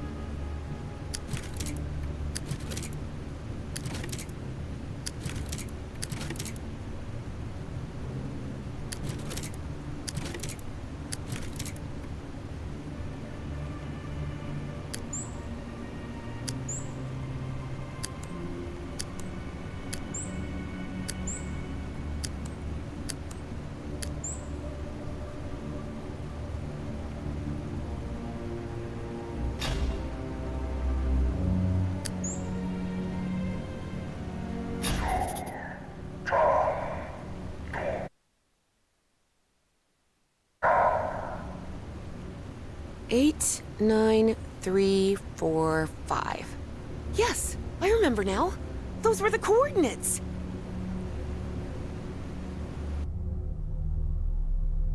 Great engineer, I know where to find the Nakotis of my time, but all I have are Yithian coordinates, and there's no way out of here. There's one of those black smoke polyps on the other side of the chamber door. What? The vessel? Evie's heart skipped a beat. Piloting a flying saucer was something straight out of a science fiction novel. But the vessel door won't open. How am I supposed to...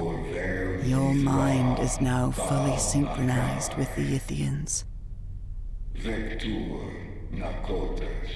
Travel to Nakotis. Stop, Bowen.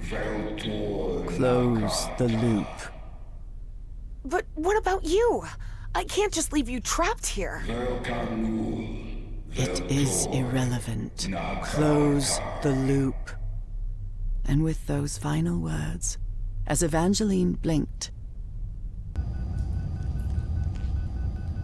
she found herself standing before Harry, back inside the Spitzbergen bunker again. Evangeline? Can you hear me? Are you all right? Yes, Professor. I'm here. I'm just a little bit dizzy. Well, did you manage to talk with that thing? What did you find out? We... What? How?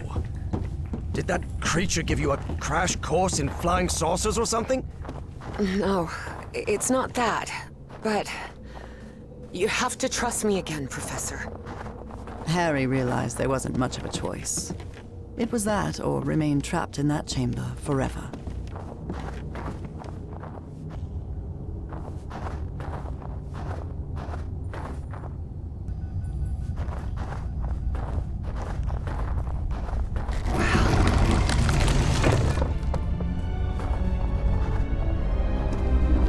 Look around, Professor. Isn't this fascinating? There doesn't seem to be any power. You sure you can pilot this spaceship? I'm not sure pilot is the right word, Professor. I'm not even sure ship is the right word. There surely has to be a starter somewhere, right? Evie recognized a platform very similar to the one in the refinery beneath the Virginia caves, and understood what she had to do.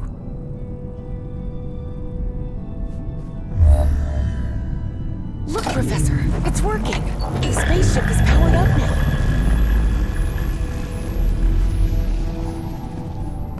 Damn it, where's the steering wheel?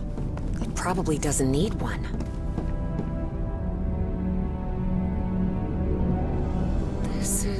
It looks like an autopilot, but it doesn't just maintain altitude and course. It moves towards specific coordinates, which they express with numbers.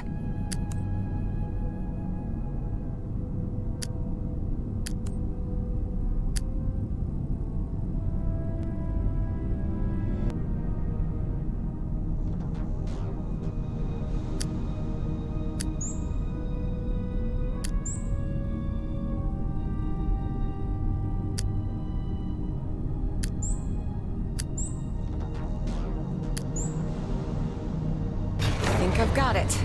I've set the navigation system to the coordinates of Nakotis. There you are, Professor. The steering wheel. Looks like one. Can you help me with this, please?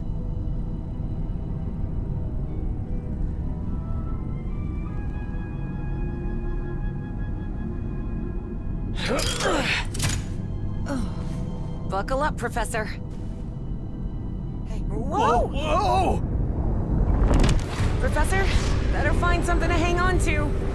Hey, it's moving! Look, it's breaking the ice!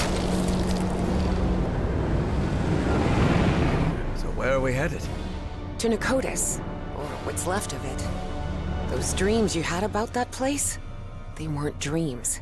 You were there, millions of years ago. Millions of years ago? What are you talking about? The great race of Yith can transfer its mind to the past, present, or future. At some point, they exchanged minds with you. Good heavens. Can you imagine what that must be like? To move freely I through— can imagine what the Nazis would have done if they'd gained that power. And don't forget, that Stahl fella still is among Bowen's gang of kooks. I'm not sure which I hate more, kooks or Nazis. In any case, I don't think anyone should meddle with that knowledge. As I've told you before, there are things we shouldn't... Evangeline, can you hear me? Evangeline? Oh, for heaven's sake, what's happening to you now? time and space? Evangeline found herself in an unfamiliar place in an instant. For the fourth time in just a few hours. Oh, come on. Now what? What's going on? The difference was that this place didn't look like a narcotic construction at all. No, it just looked like the future. Why am I connected to this machine? This isn't my body. Where am I? Evie jolted in shock. If she was in this body, then who was with Harry on the spaceship to Nakotis? This seems to be a more sophisticated version of the Spitsbergen mind link device. All the cables seem to lead to that room.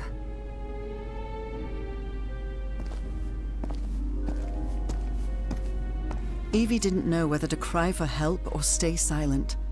But what she saw when she opened the door left no room for doubt.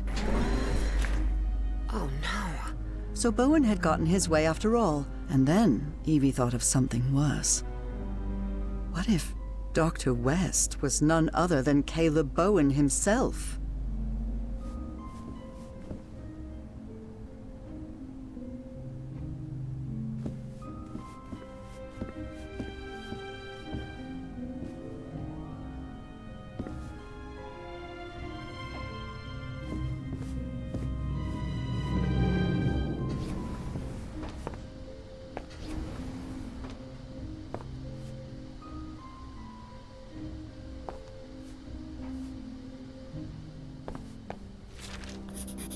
Boy, this is getting complicated.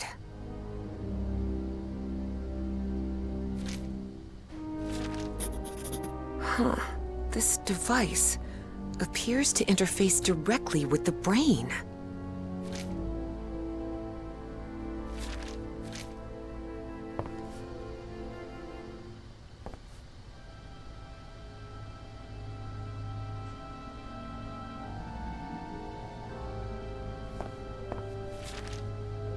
So I was right.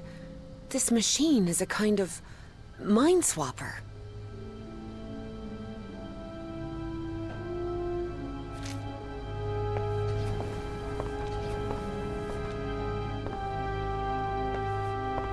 Some things never change. Even in the future, folks keep goofing off at work.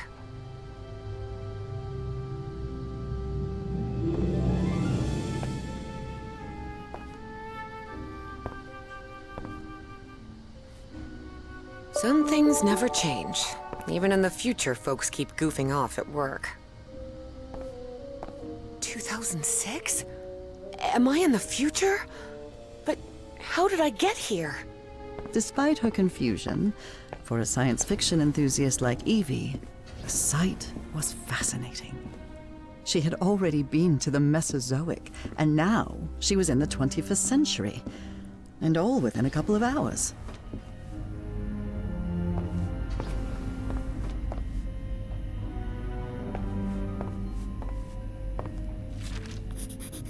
Good. That's useful. So this rule overrides another one. Interesting. Seems like instructions for that brain device.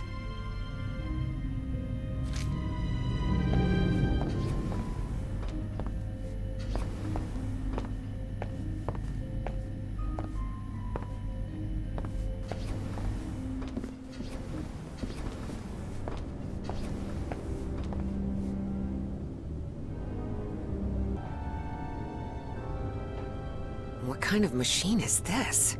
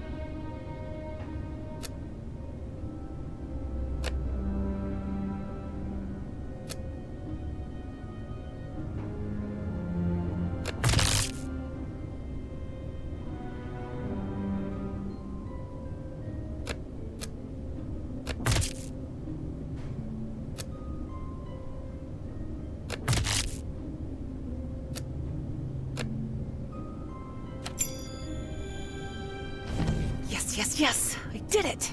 That mind-swapping device seems to be powered on again. I hope this works.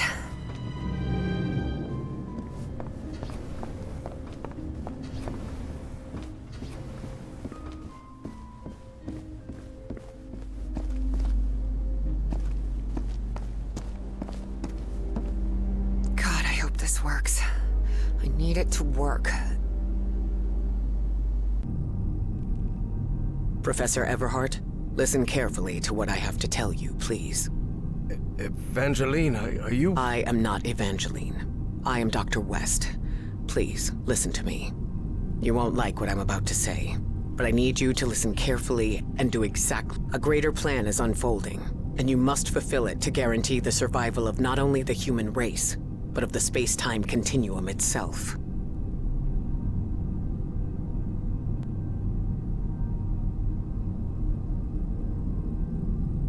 What do you want from me?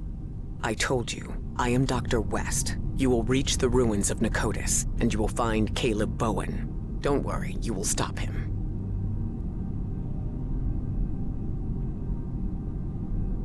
How can you I'm not finished.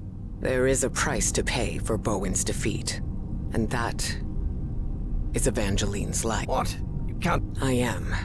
Evangeline has to sacrifice herself, Professor. It's the only way to stop Bowen, and... No chance, Harry thought. But he couldn't help wondering, if Dr. West really did know the future, could he actually be telling... Forget it. Then you'll be condemning us all to oblivion, causing Bowen's triumph and the collapse of the space-time continuum. There's no more time. But remember what I said. Evangeline must sacrifice herself. Harry considered answering, but found nothing to say. Arguing with someone who could see the future was pointless. I know you will do the right thing, Professor. After all, we've been through this. Work, damn it! I made it! Professor! Evangeline? Yes, it's me! What happened to you? I was in the future. Someone pushed me out of my own body, Professor. Who was it? Harry hesitated before answering. He knew his words might change what was about to happen. Dr. West took over your body. What? What for? What did he say? For a brief instant, Harry thought of telling Evie about the sacrifice. But then he decided against it. That would only trouble her. And after all, Harry had already made up his mind. Or had he? He said we're going to stop Bowen. Really? Let's take that with a grain of salt for now. I don't know if this Dr. West can be trusted. I'm not sure, but I think he works, or worked, with Bowen. Was that true? If it was, that changed everything. Harry had to tell Evie the truth. Evangeline. Professor, look! The ship's slowing down! We're descending! This looks like...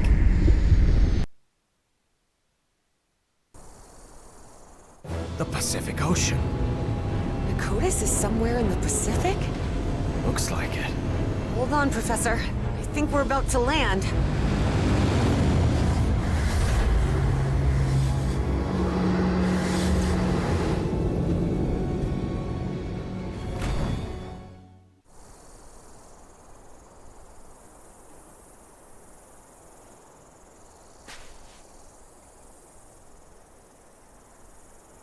Who would have thought this whole structure was actually a flying saucer, huh, Professor? Who would have thought this whole...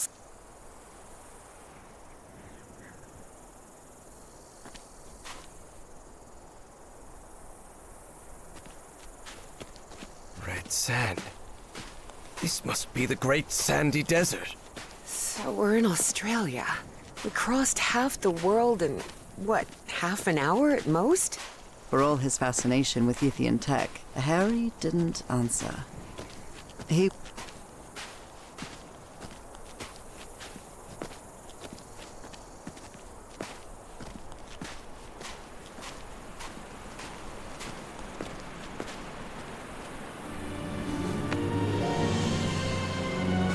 Here we are.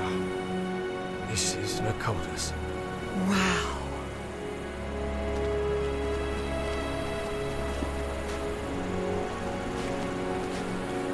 Look, Professor.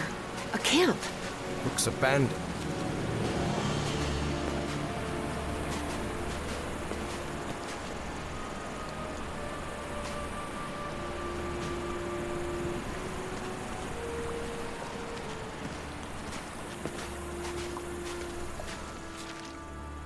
What a fool. Somehow the Yithians were able to store light and channel it through those lenses. Apparently, Bowen's goons spent a good long while trying to force this mass...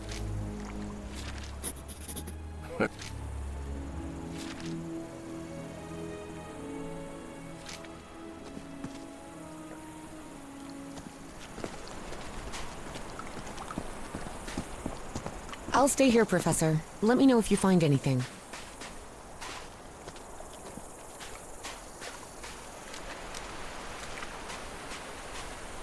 There are some carved symbols.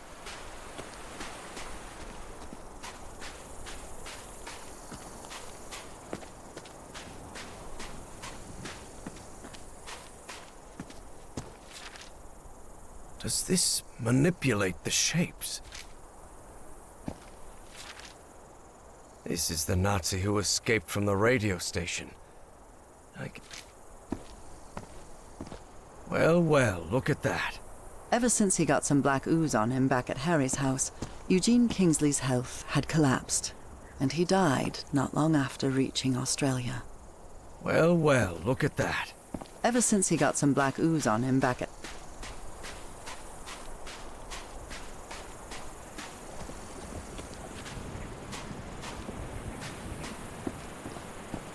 Symbols. Interesting.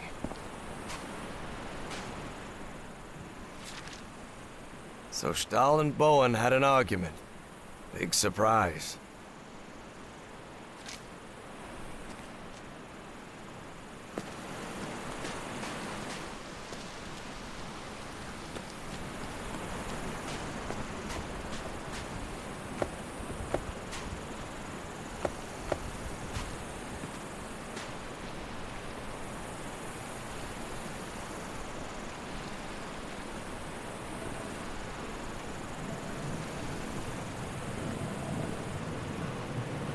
These controls seem to contain spheres of black ooze.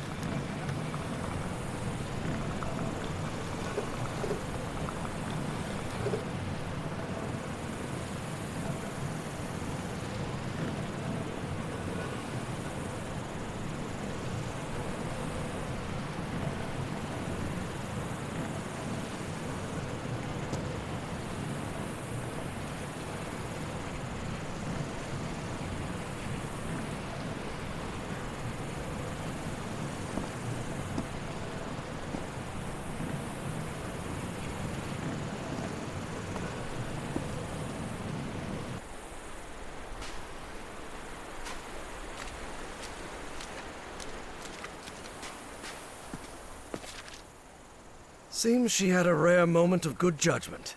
Dr. Patricia Seckler might...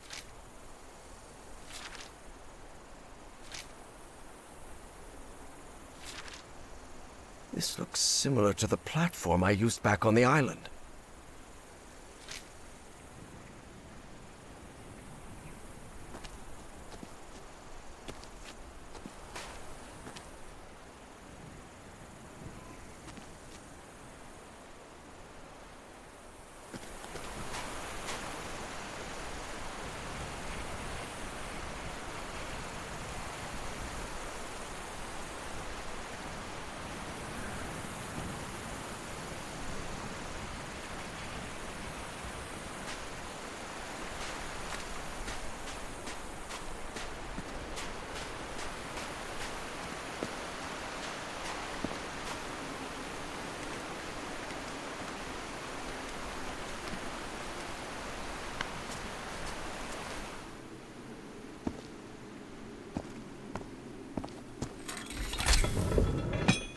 Well, looks like that did something. How can these lenses still be so perfectly polished after millions of years down here? Yithian technology never ceased to fascinate Harry.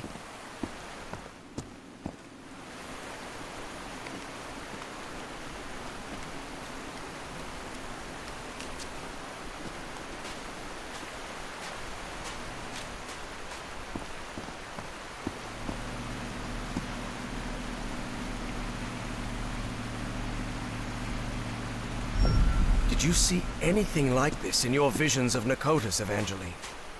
The Yithian use technology based on mirrors and light, but this is the first time I've seen a system this complex. These symbols must mean something.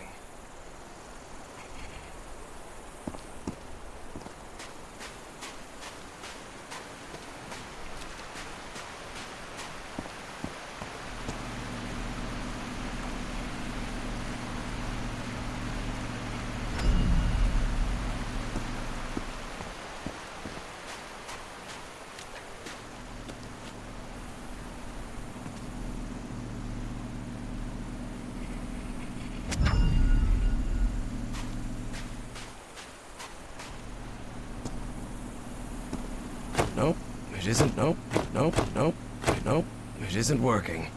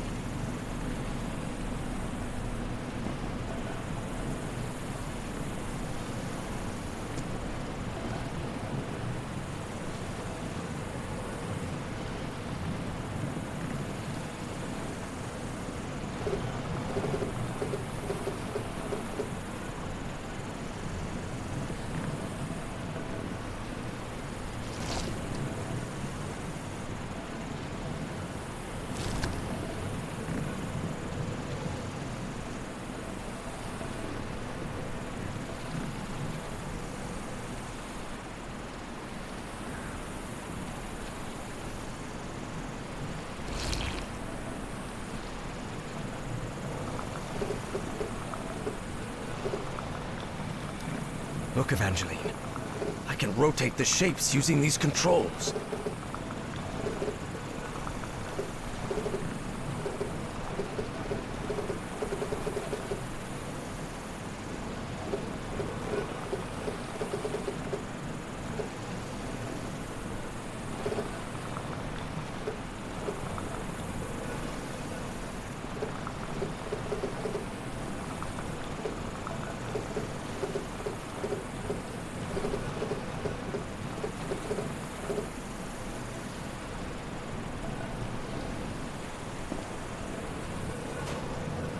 I think I've got it.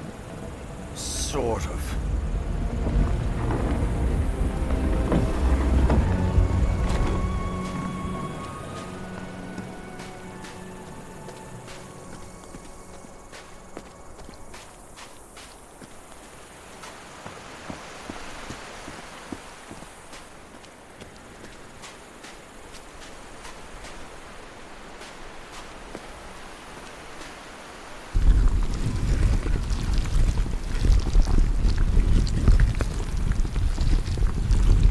It wasn't the first time Harry had stepped onto a stone platform lifted by black ooze, and it still unsettled him.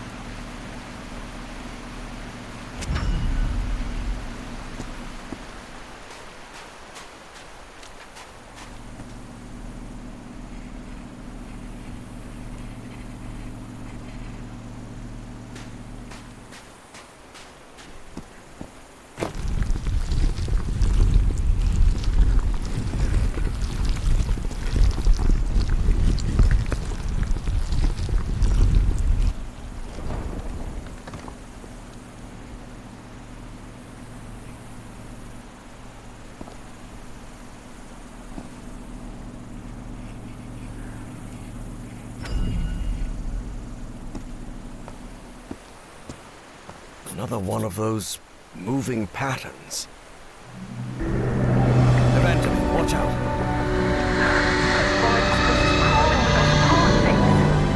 I don't think it saw us. We really must be careful.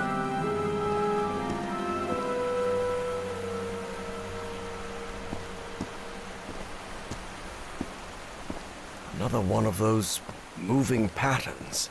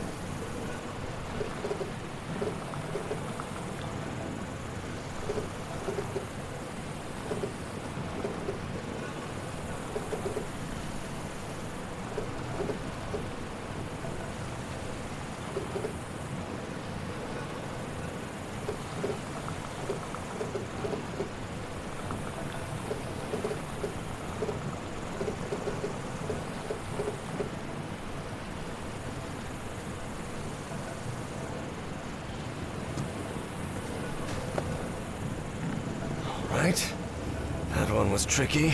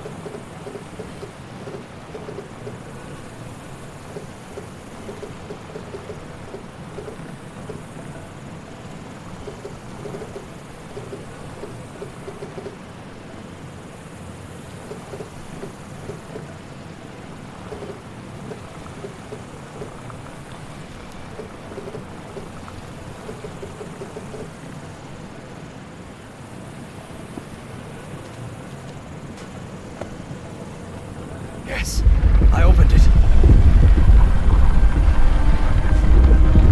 The door's opening. Let's move ahead.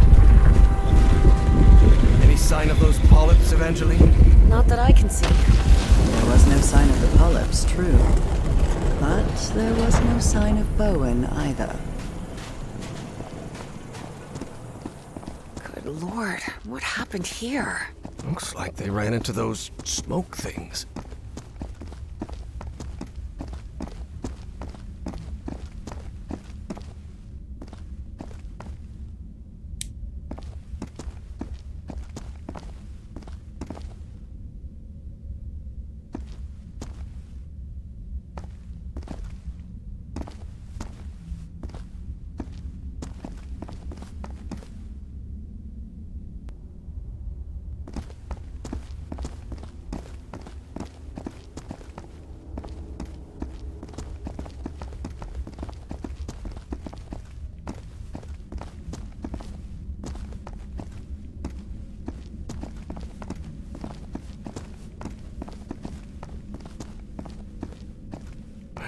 There's one of those cultists dead on the ground.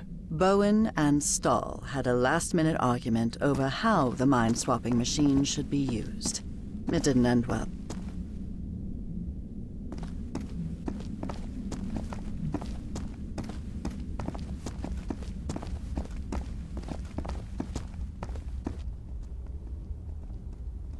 Look at this architecture.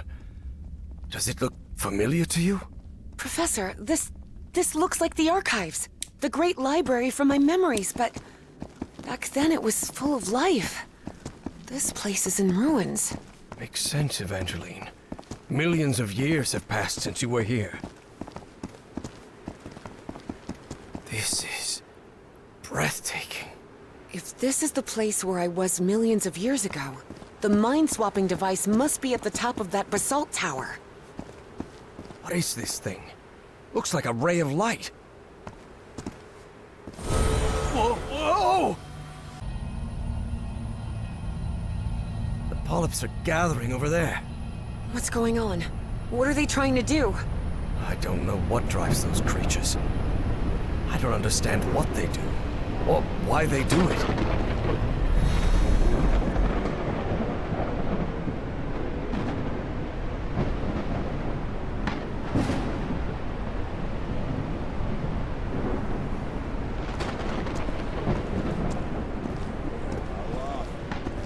Professor?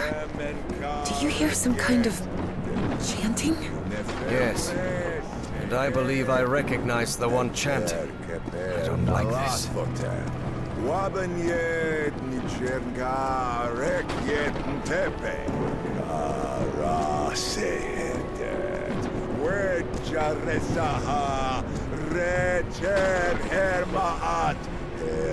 Bowen, stop right there! Everhart, what are you doing here? How did I you... took the number 3 bus to Nakotas. Now get out of there, you idiot! Don't even think about it, Professor. Not when I'm this close. The Bowens have spent generations searching for the knowledge we were promised. Oh, yes. Nalathotep, herald of the almighty Azathoth. Cultist ranting always sounds ridiculous, especially when they spout their nonsense out loud. Enough of this. I'll drag you out of there by your heels if I have to. Do not come any closer. I'm warning you. Of course, things change when Listen to me, Bowen. I know the great race of Yith. They've spoken to me. Look around you. Those black polyps wiped out your entire cult. And you're next. You have nothing to gain. I've convinced him, Evie thought.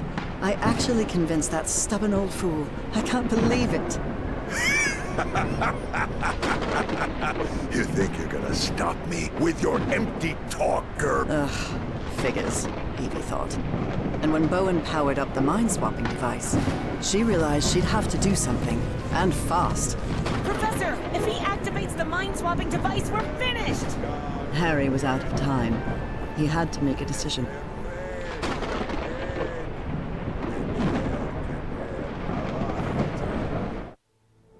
Harry remembered Dr. West's words. Evangeline has to sacrifice herself, Professor. It's the only way to stop Bowen and preserve the space-time continuum. Dr. West had to know what he was talking about. After all, he came from the future. He'd been in touch with the Yithian. He knew what would happen if Harry didn't follow his instructions. Darn it! I have to stop him! You stay here! Harry had learned that sometimes you had to make painful sacrifices. And this was certainly one of them. I'm sorry, kid. I'm really sorry. And without another word, Harry watched the stubborn Miskatonic physics student Evangeline Drayton sacrifice her life to save him and all of humanity. Evie found herself in the ooze pool, completely covered in the substance she feared most. She knew it was her death sentence, but at least she was going to make sure Caleb didn't swap his mind with anyone. Damn brat! What do you think you're doing? Shut your mouth, you weasel! No, don't touch that. You'll interrupt the transfer process. No, no, no! Oh no, oh no. Not the ice. And so, on November 6th, 1957, in that basalt tower of the city that millions of years earlier had been Nakotas, Evangeline Claire Drayton was consumed by black ooze.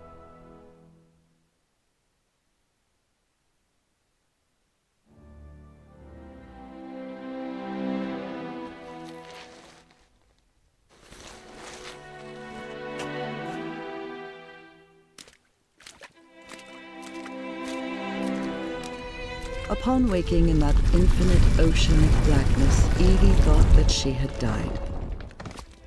Well, I hope it was worth something at least, she thought. She was waiting to see the light at the end of the tunnel when a voice surprised her. One she recognized instantly. Her father's voice. Hey, Jitterbug. Papa? How's everything going, sweetie? What is this? Am I dreaming? No. Then, am I dead? No, Evie? No, you're not dead. And neither am I. Well, not exactly.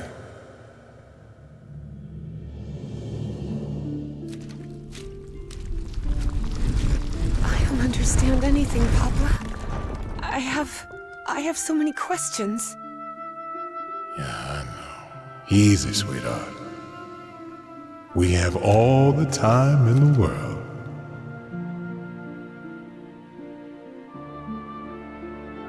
What is this place? Where are we? Well, this is the I-Core, kid. The core of the Elder God. The Elder God? What is that?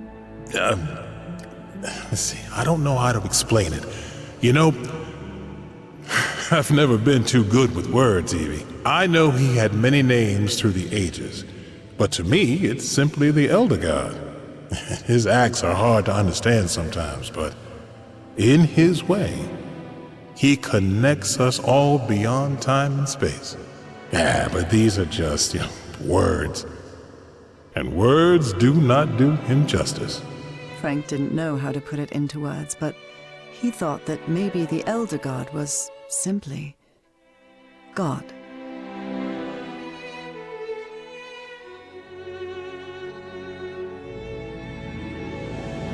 What does that Elder God want from me? To offer you his gratitude. Gratitude? For what? You've contributed something really important, Evie. The Yithians sustain their energy by channeling the Black I-Core. That's the essence of the Elder God. And that process caused him immense pain and suffering. But you've put an end to it. You've given the great race another way to transfer their consciousness. And now, they live beyond time and space, connected to the Elder God. But Papa, I haven't done anything. Maybe not in your time. What?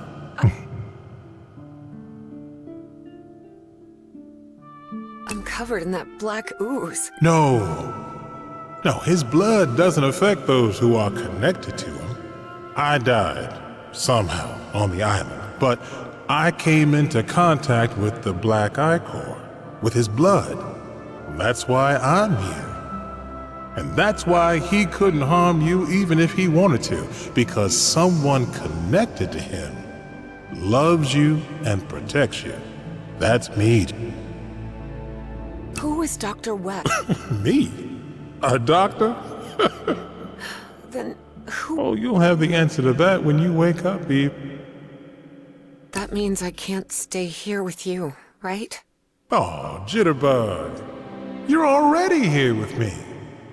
Our whole family is, even my grandson.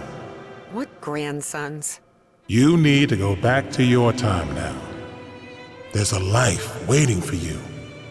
An important task you have to carry out, and people are depending on you. Harry is going to need your help. You promise me you'll help him? Yes. Good. Oh, and one more thing. Tell him his wife is waiting for him in Englewood. I will. Well, I guess this is goodbye, Jitterbug. I love you so much, Papa.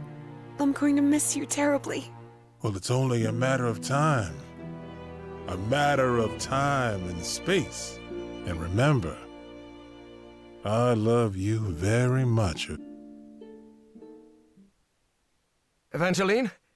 Evangeline! Can you hear me?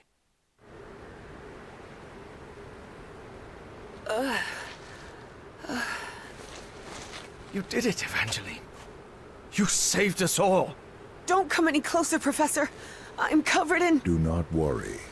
He is also connected to the I-Core, Evie. Evangeline couldn't believe her. Bowen! No! What is he doing here?